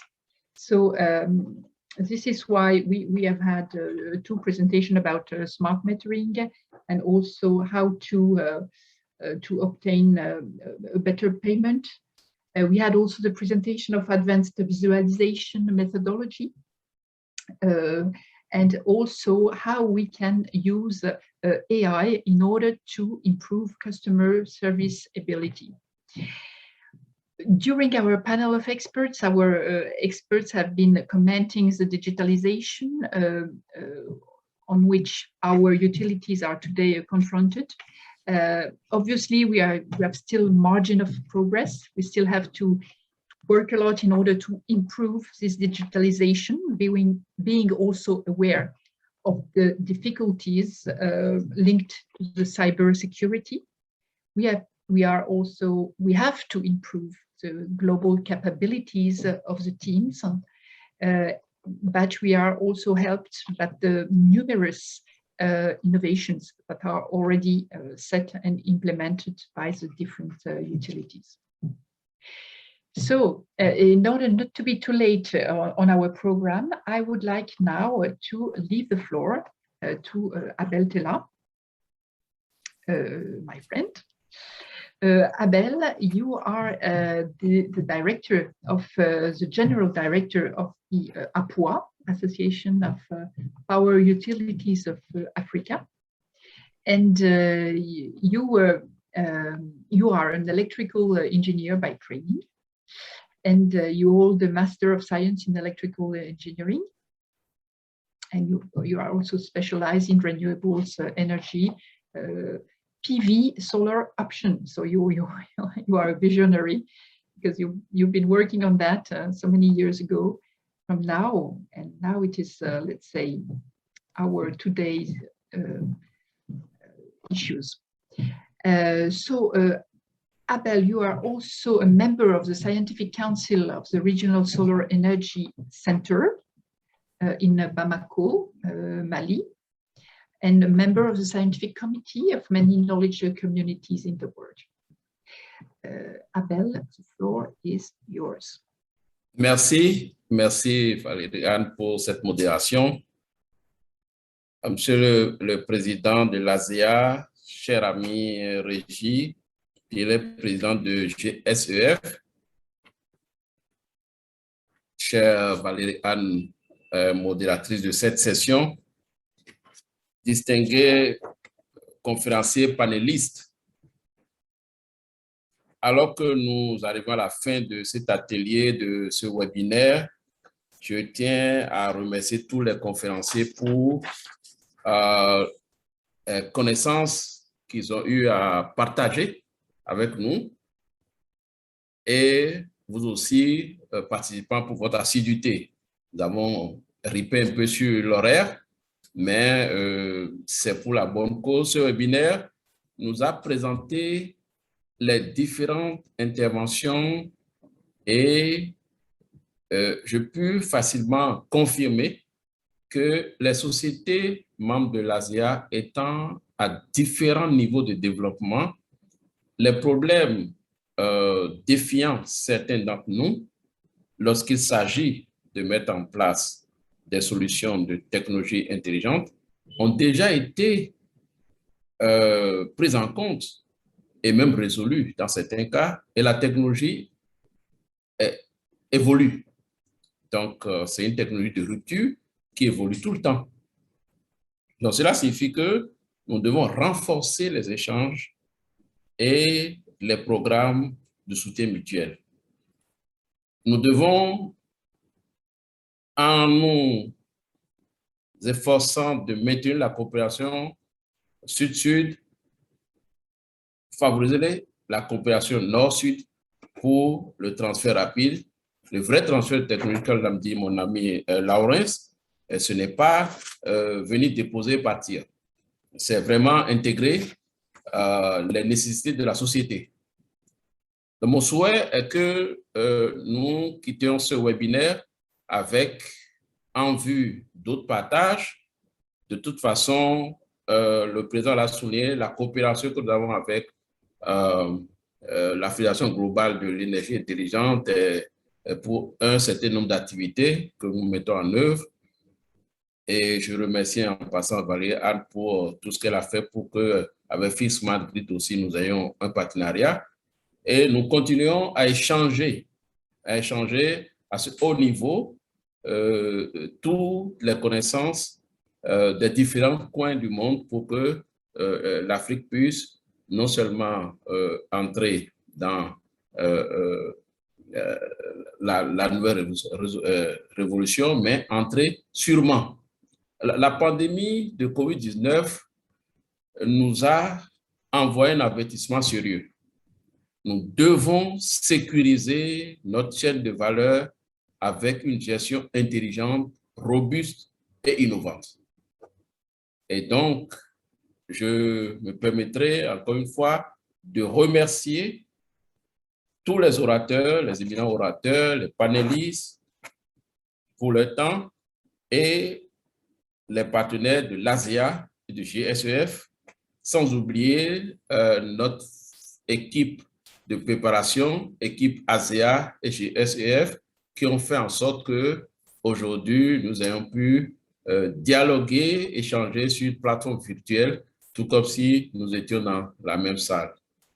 J'aimerais souhaiter, et d'ailleurs Valérie a lancé déjà un aperçu du prochain webinaire. Régie, nous allons discuter prochainement pour fixer la date et le contenu du prochain webinaire. J'aimerais vous remercier. Le temps passe vite, mais s'il fallait le faire, on pourrait rester sur ce webinaire encore 2 heures. On n'épuisera jamais ce sujet. Je vous remercie beaucoup. Merci. Merci beaucoup, Abel. Just before we close this webinar, I just wanted to tell you there is a poll in the chat box. So please answer to the questions that have been asked to you. And for further discussion and queries, please email at info@globalsmartenergy.org. Well, we look forward to gather you and to discuss with you in the next webinar. So you will also receive the link for the replay of this webinar in the next days. So once again, thank you very much for your attendance, and very pleased to meet you or to hear you in the next webinar.